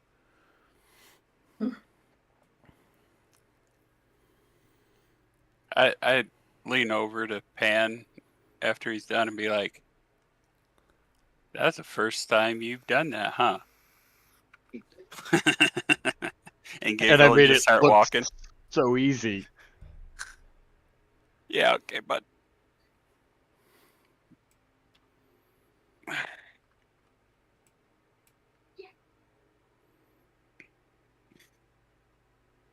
All right, so yeah, that's it. I guess we're now shuffling behind Odie. Okay. Anybody not going in? I have my hesitations, but I'll go in. I am not son of Talos, but Okay. he let us all in so far, so. You all step in. The door remains cracked, revealing this long chamber in front of you. At the far end, near the seat, sits an elderly male. When he sees you, he waves his hand, and the two lion individuals that were standing there begin making their way towards the door. You would recognize the one, Odess, as the one who delivered the note to you.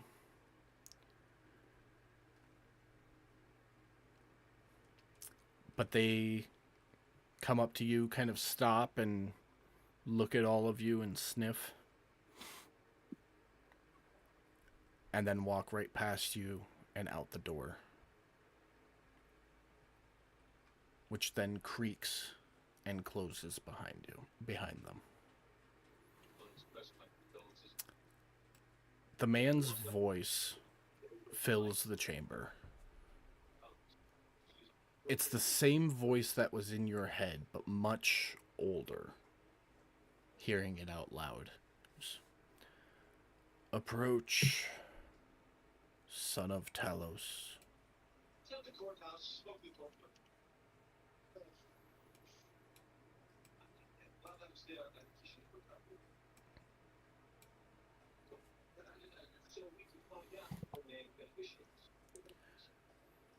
Otis will start moving forward.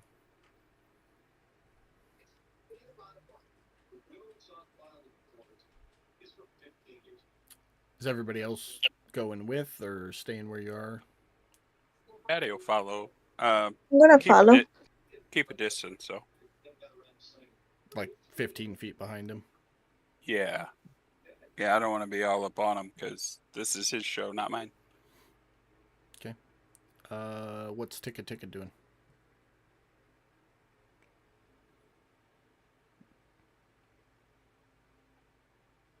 Oh, yeah. She's here playing. Yeah. What would you like to? Sorry, we have to use one microphone right now. Just haven't heard from her in a while.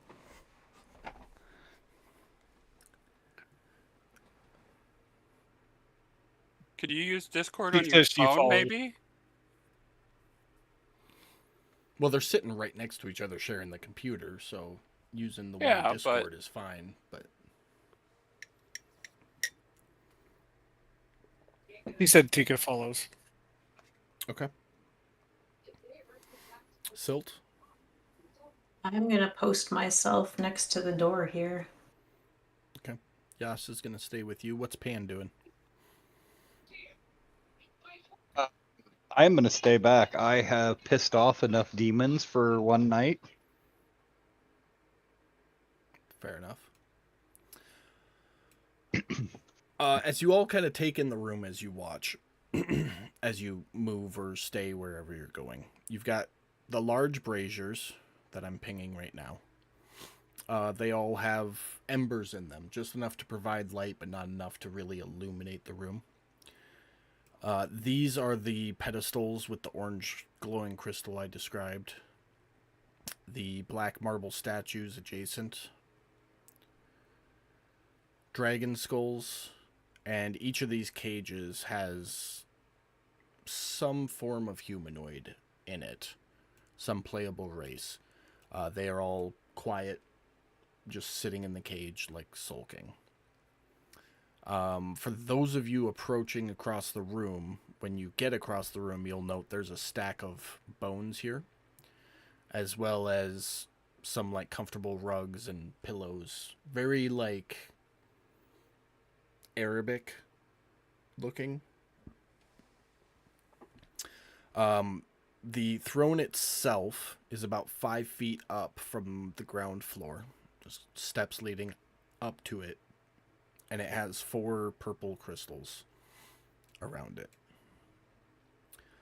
And then there's a big ass pit right in the middle of the room. How close are you getting, Odess?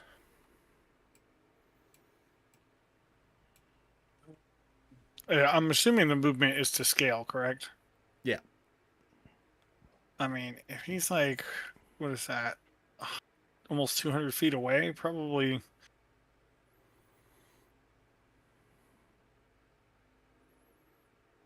Probably to there. I mean, obviously walking around the giant hole in the ground Yeah. and all that stuff. Okay. So as you get closer, you get a better look at this guy. He clearly has some elven features to him, but he is old. He wears almost ceremonial robes, on the chest of which is the symbol of Asmodeus, which you guys are familiar with. He doesn't rise or move. As you approach, he speaks again. Let me guess. Your master Lorat sent you to gloat that he won the bargain and the invasion has begun. Can we hear this back there? I'm gonna call you and Pan to make perception checks. It's a pretty low DC, but it is a big room, and he's not trying to be loud or anything. That not go. It went. Pan, Okay. Jeremy, can you make a perception check for me?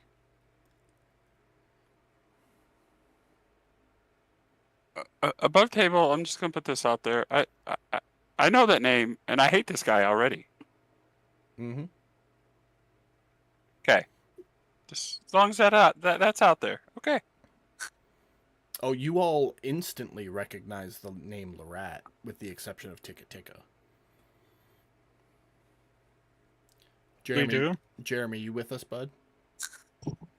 Yeah, sorry, I was using the little artificer's room. It's all good. Just make a perception check for me. Yeah. Oh, I'll get into it in 1 second. Let's see if Pan hears this. Oh, yeah, absolutely. Okay. So you all heard him say, let me guess. Your master Lorat sent you to gloat that he won the bargain and the invasion has begun. The name Lorat instantly clicks. Because Pan, you have met him firsthand. You know your father's relationship and hatred towards Lorat. And you all sat when the Friday campaign ended. You all sat with the Friday characters and they told you the entire story of how they ended up here. So names were thoroughly discussed.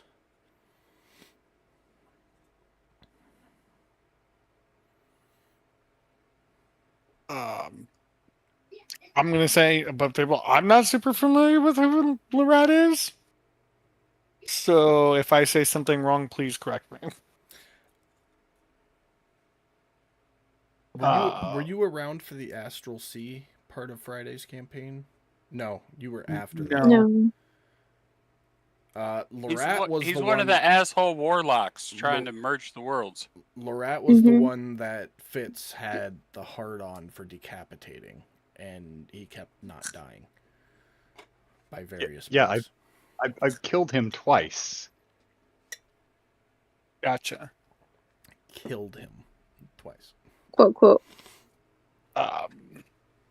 So yeah, I'm gonna rely on my partners if I say something that's since we know who Lorat is pretty well. If I say something that's incorrect, please correct me on this.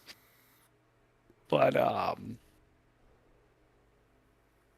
Otis is just gonna look at him and he's just gonna kind of like turn his head to the side, just kind of with that like look of like, I mean, sure. And that's all he's gonna say to him. Well, have at it then. Do your master's gloating, so I can kill you and get you out of my city.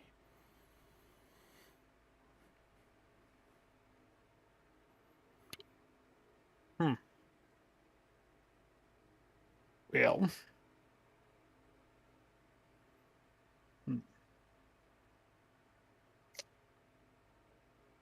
Any day now.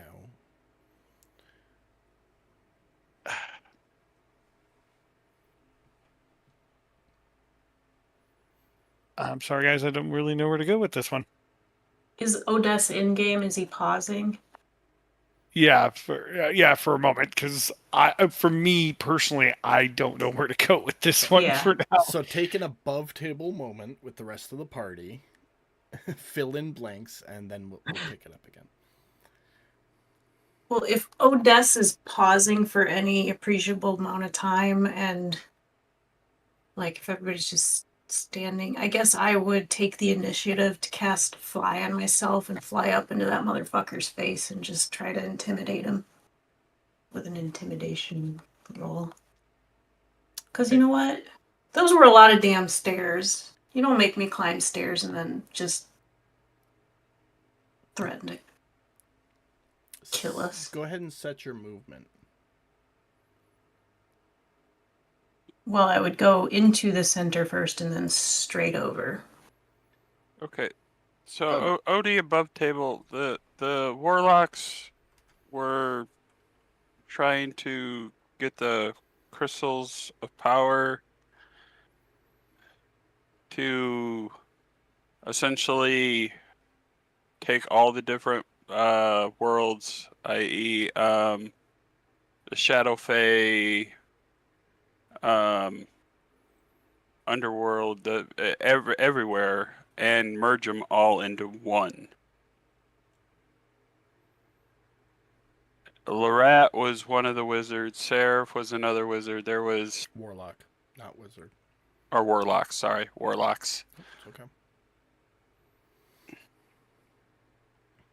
So Yeah. these were like So basically, the patrons of these three warlocks made a deal that they were going to merge all the different levels of reality, all the multiverse, into one verse. And they had tried doing so a few hundred years before the Fridays campaign took place. And some adventurers back then sacrificed themselves to trap the three warlocks in soul cages, basically. Crystal imprisonments. Through a series of unfortunate events, the Friday party on their first mission actually facilitated the escape of the first warlock, which then spiraled into him freeing the other two warlocks from their prison. At the conclusion of Friday's campaign, the three warlocks were using some unknown magic to finalize the multiversal compression. And that's when they got propelled into the future, nearly 1,000 years. you can think of these guys as the Legion of Doom. Kind of, yeah. That'd be pretty accurate. So hearing the name Lorat, you would know that he was one of the three warlocks.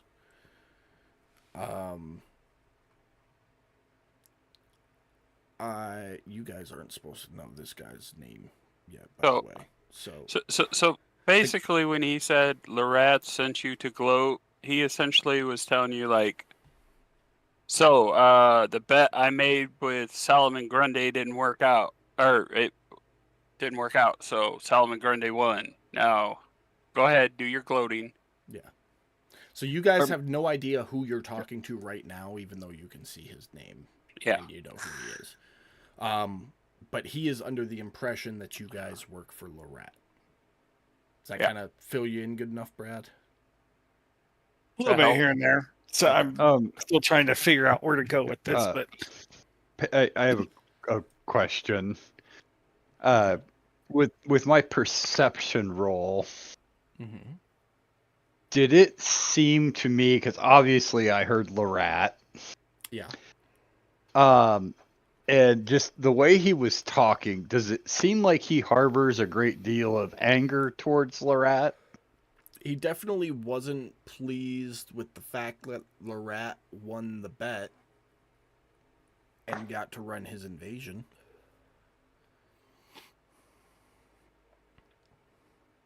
That much is obvious. Make an insight check. Try and get some more. Beyond that, Silt, were you dashing your way across the room while flying?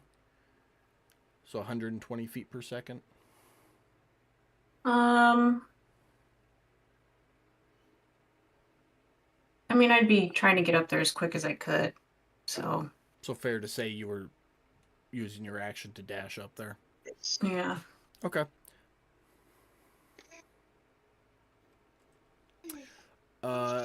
You get right where you're at, actually, and feel a sharp pain. The rest of you see Silt just fly full speed into a arcane wall, essentially. You are going to take a little bit of impact damage due to the speed you were traveling at, and you kind of get bounced back about 5 feet. Pan, with your insight check, you catch undertones of he really doesn't care for for Lorat. It's like talking about a rival.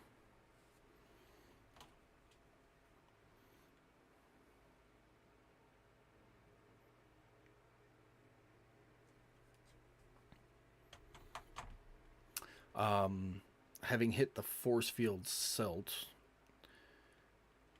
he'll kind of look at you and go, "So we're assassins then, are we?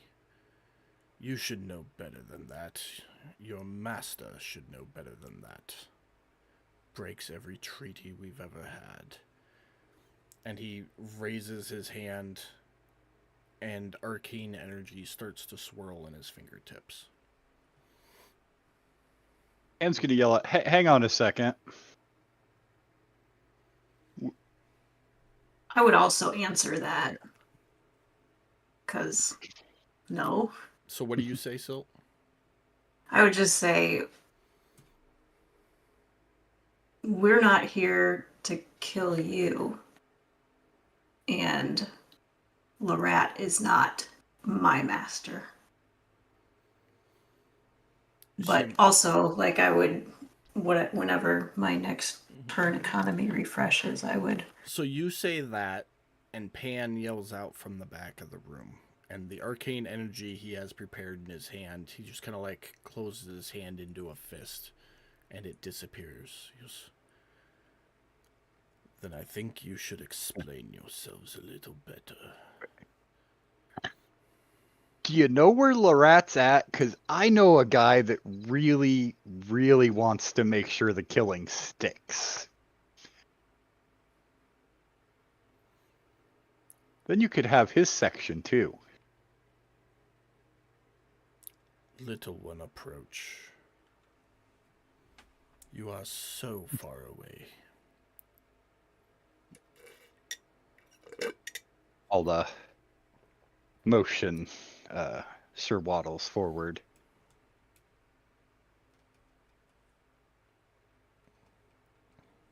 Kind of walk up to him. You can move yourself if you don't want to be right there, but that's where I'm going to put you. Otis, what are you up to?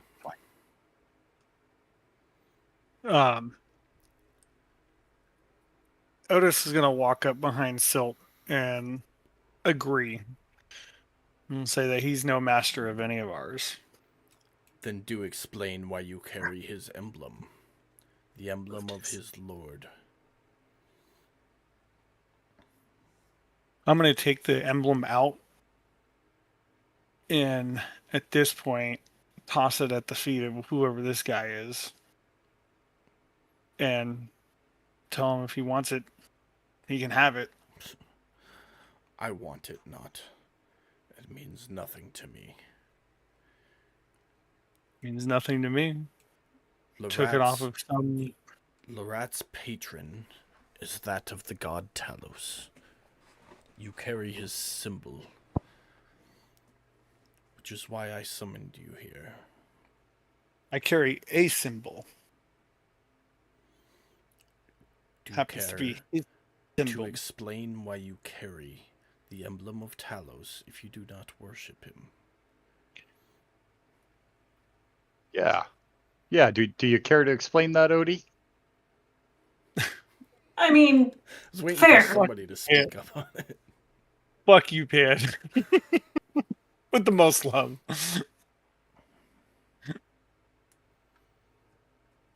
I'm gonna look at him and tell him I could have been from anywhere. Maybe I bought it from a passing. God, why can I not think today? A passing merchant, or maybe I once was the follower of Talos myself, and maybe I took it off of one of his fanatics. As It would be a hard tried to find one of those emblems here, seeing as this is not his domain to rule, and that symbol is outcast here. In fact, you're lucky it was one of my men who noticed it, and not one of the city enforcers, or you would have been slain on the spot. well, I mean, for not being welcomed here, you sure welcomed us straight into you. I welcome nobody.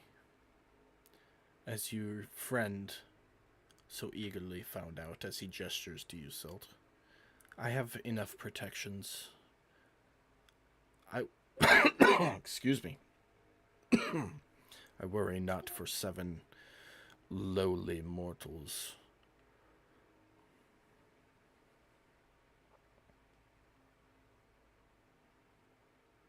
I'd ask Grand Tempest in my brain at this point if he knows this guy.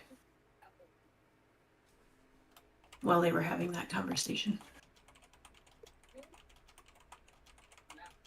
So, Otis would ask, if you don't worry about lowly mortals, then why all of the... It's just been going on like that the whole time, so very softly. Oh, well, okay. So I would have asked for follow-up much quicker then, at whatever point he had started that. So you still have no clue who you're talking to. Correct. But ever since the mention of Lorat's name, that's what he's been doing. It's been like an under his breath sort of thing.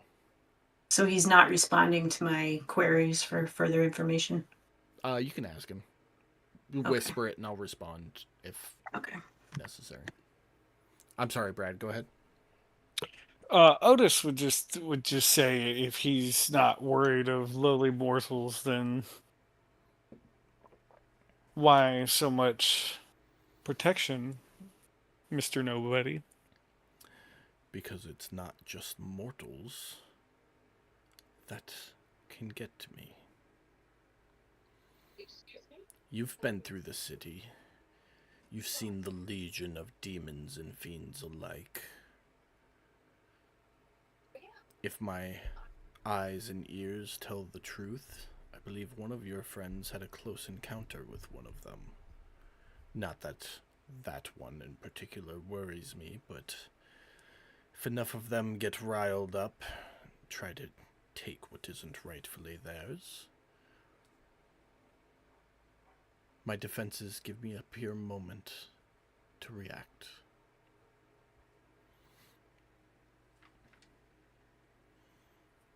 Odd place for a guy to build this building, then. Dab smack in the world of torture and pain and the very beings that he's afraid of. This is my master's land. I am simply its caretaker, as promised by my agreement thousands of years ago. Trust me, if it were up to me, nothing here would live. Well, that sounds like a very Asmodeus thing to say. Oh, yeah, that's right. You could forget that last part.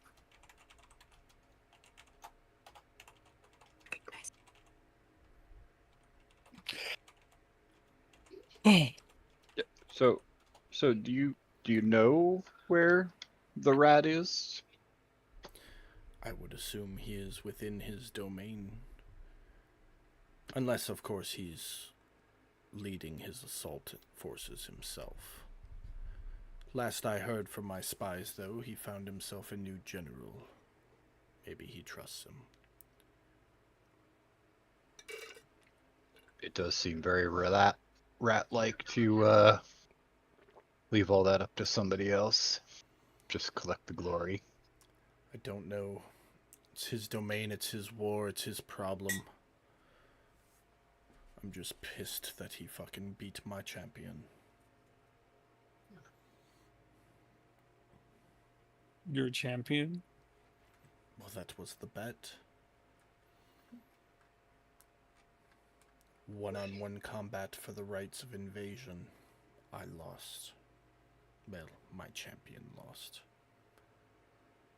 Sounds like you didn't have a very good champion. It is irrelevant. I still long to understand why you are here, carrying the emblem of one of my rivals. I am simply here, as I have told people before. I'm just gonna let out a yawn and stretch. And then look back at him. I'm simply here to learn the effective methods of torture here in hell. And you felt it necessary to disguise yourself with this emblem to do so? I did not disguise myself. You carry the emblem. I carry the emblem. And what were the instructions? And I'm going to look back. Or actually, I'll look over. Because all of us were there at the pier, right? When they told us to disclose those items.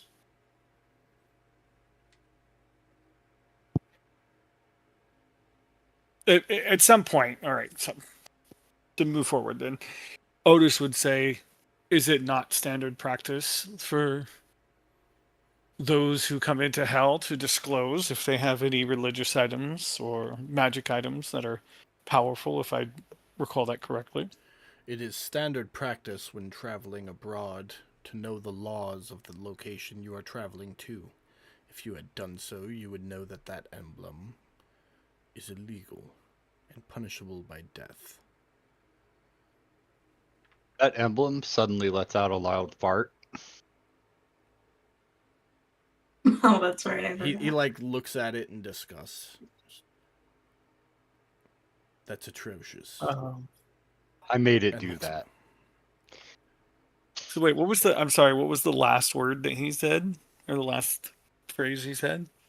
That was atrocious, as he's looking No. at the emblem. Other than that, before that. You would know that the emblem is illegal and possession of it is punishable by death. Then why is it that when I showed it to the individual that asked me to disclose it, that I was not taken right there? Because that Instead- individual works directly for me. Who do you think informed me that you were here? So you waited this long. I've had eyes on you since the moment you stepped foot and revealed yourself. You would not have been able to accomplish anything without my knowing it. This is my city, after all. Otis yawns again. Look, take it, leave it, I don't care. It's of no use to me, has no meaning to me. I told you why I'm here. You're the one that summoned me. If it's over the stupid trinket, take the trinket. You simply asked me to disclose it. When I got here, I disclosed it. You didn't want to kill me at the beginning, so be it. I'm here now. So you are Pass your judgment or solely not. here to learn the ways of torture. That's it? No. What?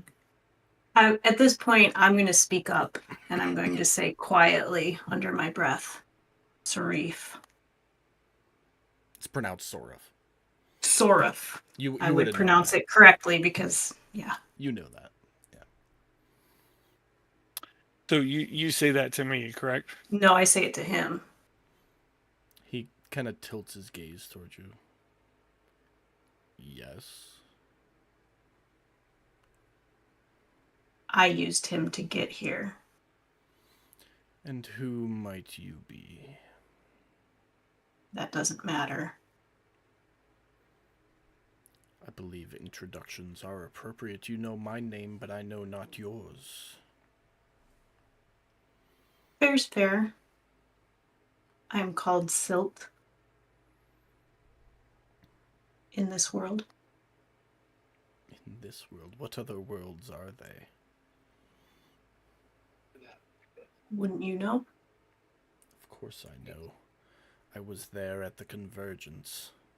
I know for a fact this is the only world. Mm-hmm.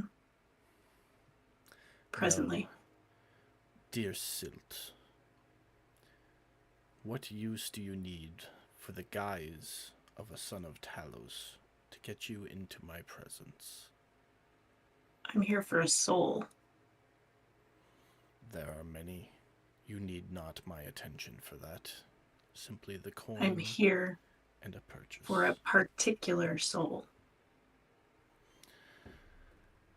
And let me guess, you think pleading with the master of the lands will grant you the guise and control to find and collect it? I have no intention to plead with you. Then why do you stand before me for the soul? I had presumed you were a fair type that was willing to deal. If you have something worth offering and the soul is in my possession, perhaps a deal can be struck. And what do you want?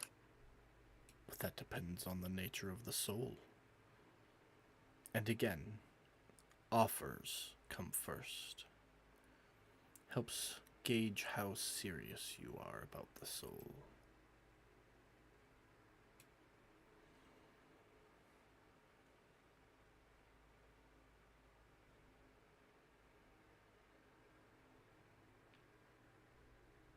Above table. I have no idea what a soul is worth.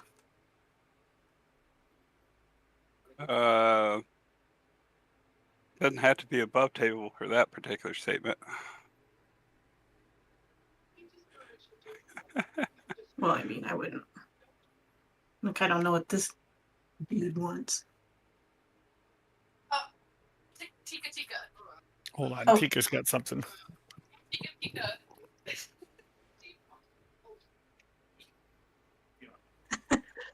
Tika Tika would notice the awkward stuff and she would go, "What's the cost? What's the cost?" Perfect.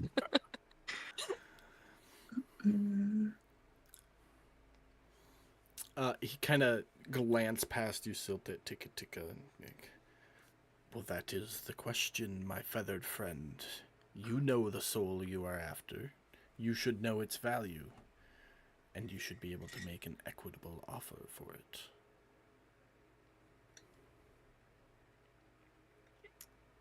okay, so I'm just gonna think this through, not in game, but so he doesn't like Lorat very much, correct? They don't hate each other, but they're You all would have picked up the mild distaste when he mentioned Lorat won the bet and was talking about Odess being there to gloat on his behalf. Pan is the only one who did an insight check, though. what? And in what? You're the only one who did an insight check and know the full depth of distaste there. Okay. Okay. I guess what I'm going to offer him is just presuming he doesn't like to lose a bet. And so I'm offering to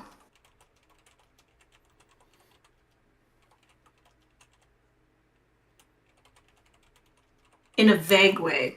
I don't know how to do it because I don't know how to talk to people, but in a vague way, I'd be offering to like go get back at Lorette or go spy on him or So something like whatever. We make sure Perhaps. Lorat loses his war. Yeah. something Yeah, like, you know, like I know I'm just a puny little mortal, but a flea can be really fucking annoying and can drive you absolutely crazy and possibly give you some sort of disease if it's the right flea. Okay. And maybe I would say that because I'm a cat and perhaps I know what fleas are. Silt just said she doesn't bathe properly. Why do you think I bathe so properly now? Uncle Desmond. So taking what you said loosely, because in game you probably would have said it a different way, being the super charismatic Silt that you are. Yes. He would respond, so you would enter into a form of a mercenary contract under my leadership in exchange for this soul? I'm going to check in real quick with Grand Tempest just to gauge that. Just to gauge the temperature in the room here. What do you mean? Elaborate Like, for me a little bit. I'm going to I want his input before I make decisions. Whether or not I listen to them is one thing, but it's going to be like I don't need anything. I'm not looking for verbose things, but like oh hell no or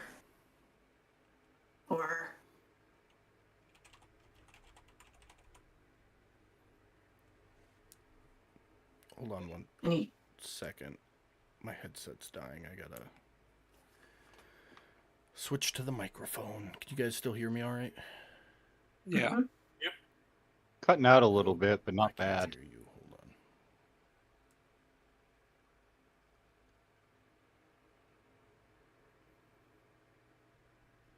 All right, say something real quick. There we go. Are you getting feedback at all? I think there was a little, but not now. Okay. I'll move my mic away from the speakers and closer to my face for a bit then. Grand Tempest would respond with some variant of fuck, you're talking about making a deal with a devil. Devil contracts are notoriously twisted. I understand why you would need to, just be extremely careful. Okay. With that in mind, I would proceed. Above table, you know how devil's deals are, right?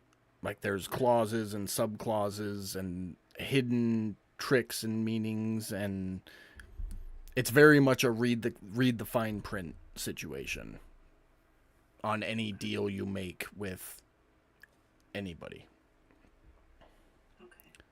It's like a D&D wish. No. It's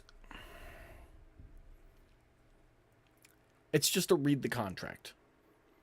What checks are used to read the contract to make sure you're getting all the... When you start talking about the details of the contract, maybe insight, maybe just a straight intelligence check, just to make sure you fully understand all of the aspects of the deal. If you don't sit here and verbatim negotiate the contract with me, which you're very welcome to do, and you want to streamline it and make checks instead,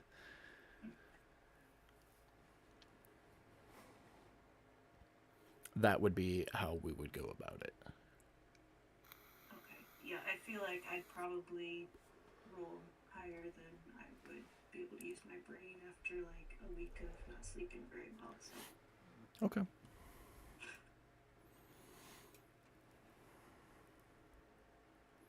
Okay, so well, I would answer him that yes, but made sure that he knew that it's just me, not anybody else in the room. That can be a valid point of the arrangement.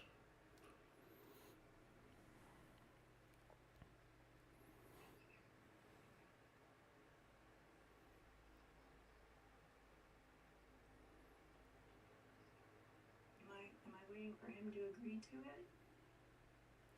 He just agreed that it would be a deal between you and him. Okay, so he's he's okay offer. with that. Okay, then I would tell him what soul I wanted.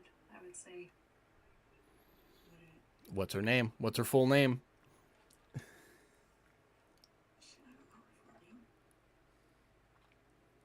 Alan? What's her name? I'll never forget her.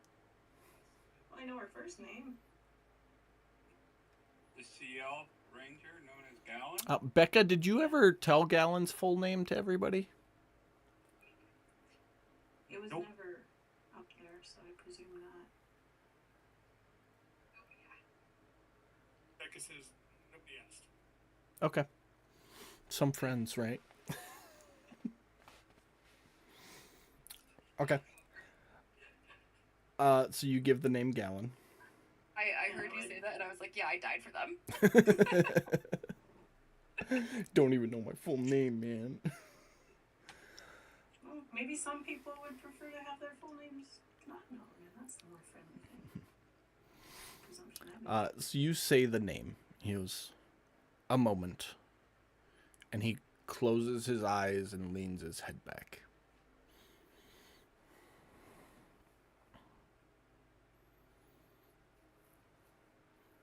A minute goes by. Then 2.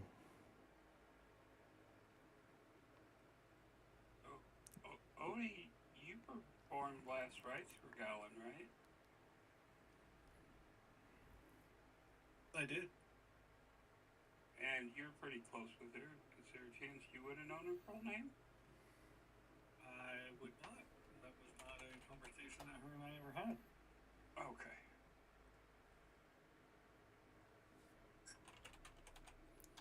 And 3 minutes goes by. 4.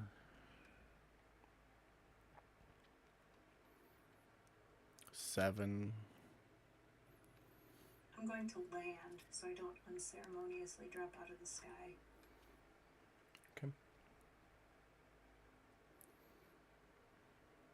Helps her essence would be all over these mushrooms.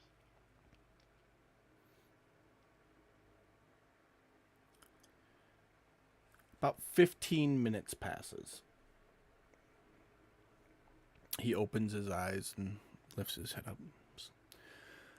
I apologize for the delay. Given the multitude of souls, you can understand the delay in finding one particular one. She is here. Only her soul is here, though. We do not possess her physical body.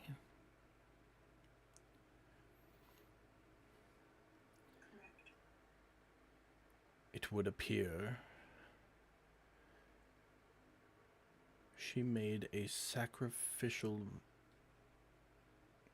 He kind of stops to think about it for a second. It was a ritualistic sacrifice of some sort, some ancient curse which bound her soul to the plane of hell.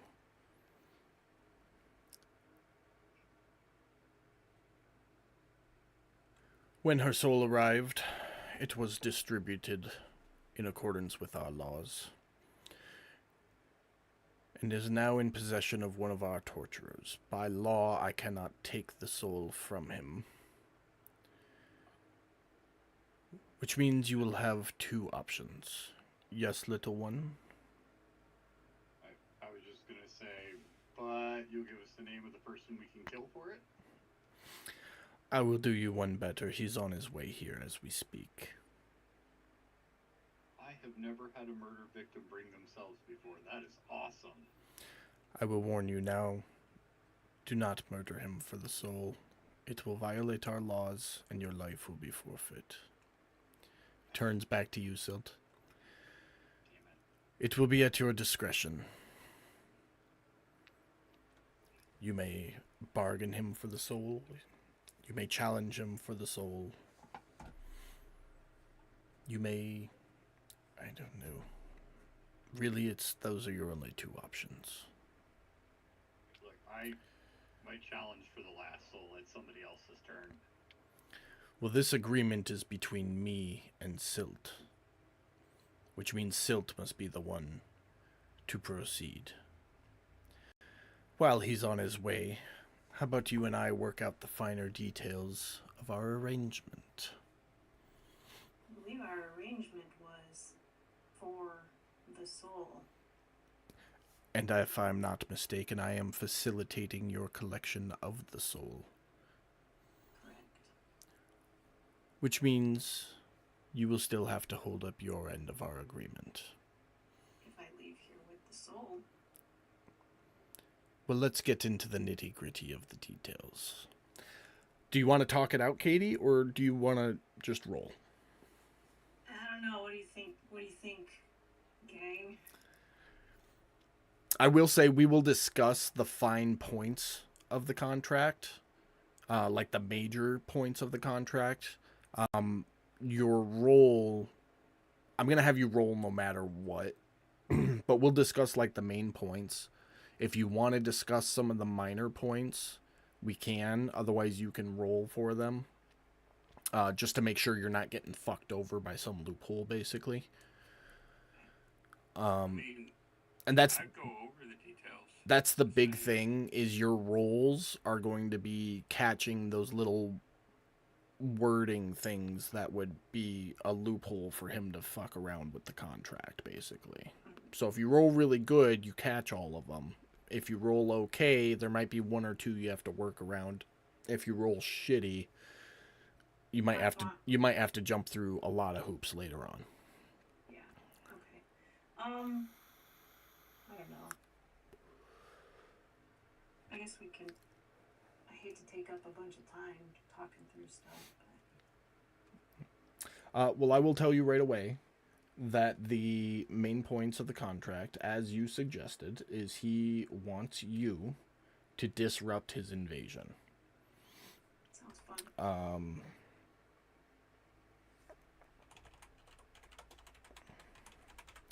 The big point of that is he cannot find out that you are in his service at all, ever, under any circumstances.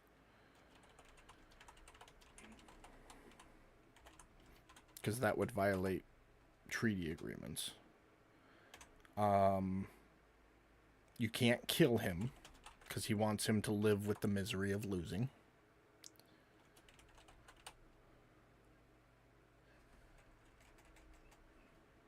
How flexible are you on that point? He is very firm on that point. Listen, like, he's talking to me, not. Shut up, Pan. No, have at it, Jeremy. I love your little quirks. And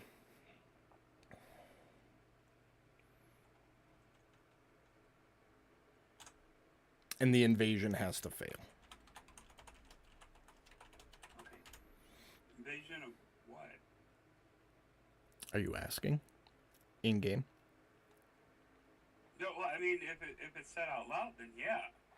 Up to this point, all he has said is his invasion has to fail. You can't kill him because he wants him to live with the misery of failing. And he can't find out that you work for Sorif. Okay, but who is the rat trying to invade? Some little isolated island called Haven. One of the last unconquered lands since the merge. Sounds unimportant.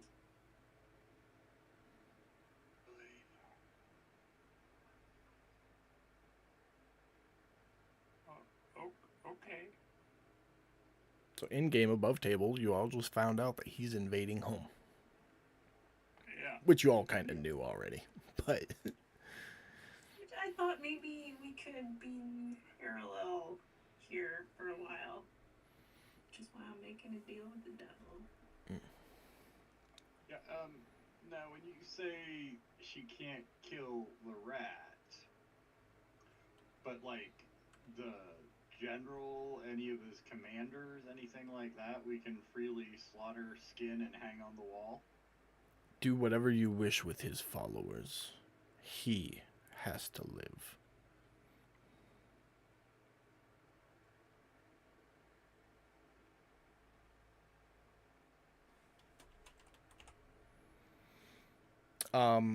So yeah, those are really the three major points of the deal. Now, if you would like to make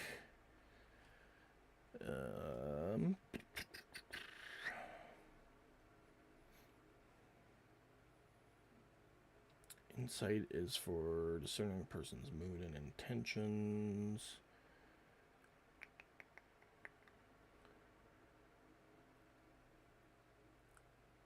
Investigation check, a straight intelligence check.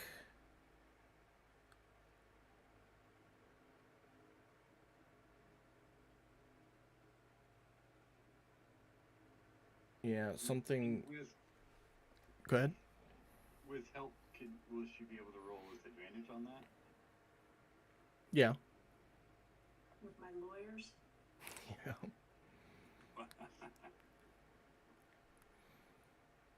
I mean, and this contract is written out, so it's very clear that you're like combing through it.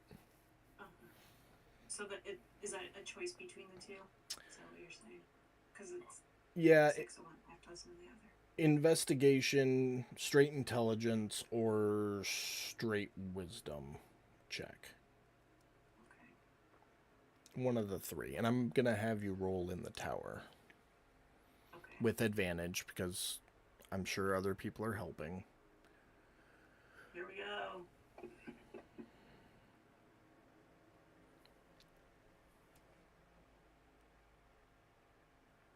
Okay.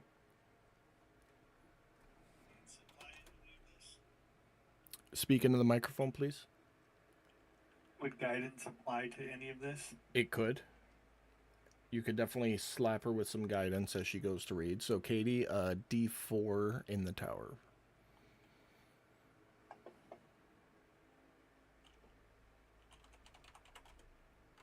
Well, I kind of love that I don't know. It's frustrating, but it's exciting. Mm-hmm. Okay. You pour through your contract.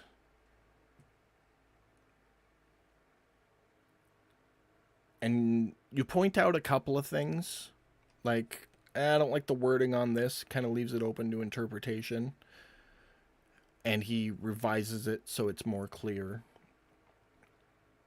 And after about 30 minutes of going through it, you are pretty confident that you have a deal in front of you with minimal to no loopholes.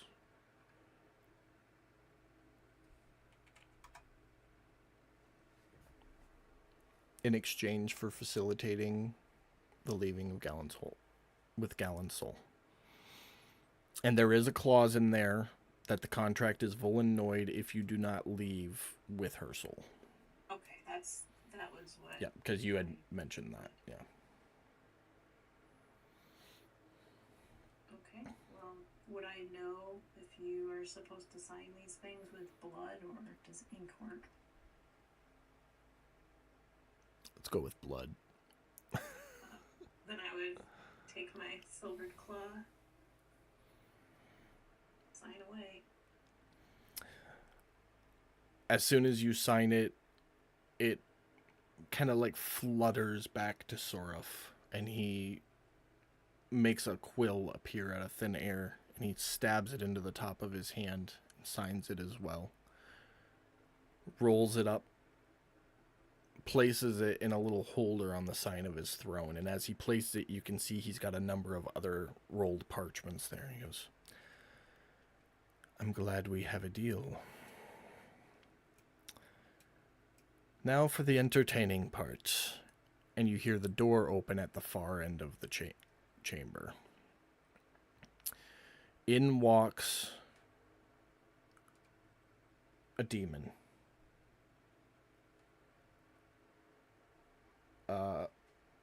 Which looks very much like something you've seen before, Odessa, in a brief vision you had. Just a humanoid shape, wrapped in chains, some of them dragging behind him, so the loud metallic metal on tile noise happens as he walks slowly forward,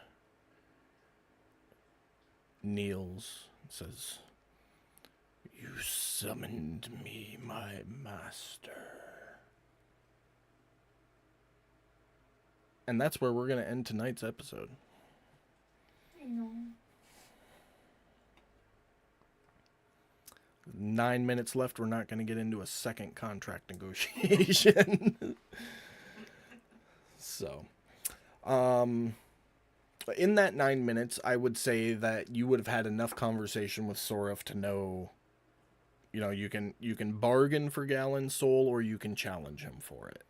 So you can basically try to buy Galen's soul off of him, or you can fight him for it. Entirely your discretion there. If you do choose to fight him, it's you versus him, not everybody versus him.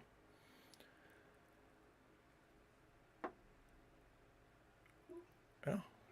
You got any questions about that, Katie? The laws of hell that you may have discussed?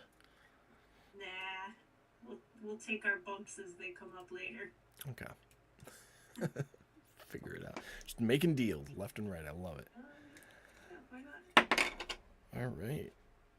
Anybody got... We got 8 minutes technically still. Anybody got anything else before we cut it off? Turn around, stare at the chain demon walking in. That's about it. How tall is that guy? He is 6-ish feet. Okay. Probably closer to 7, actually. It doesn't really say on the NPC charts, so...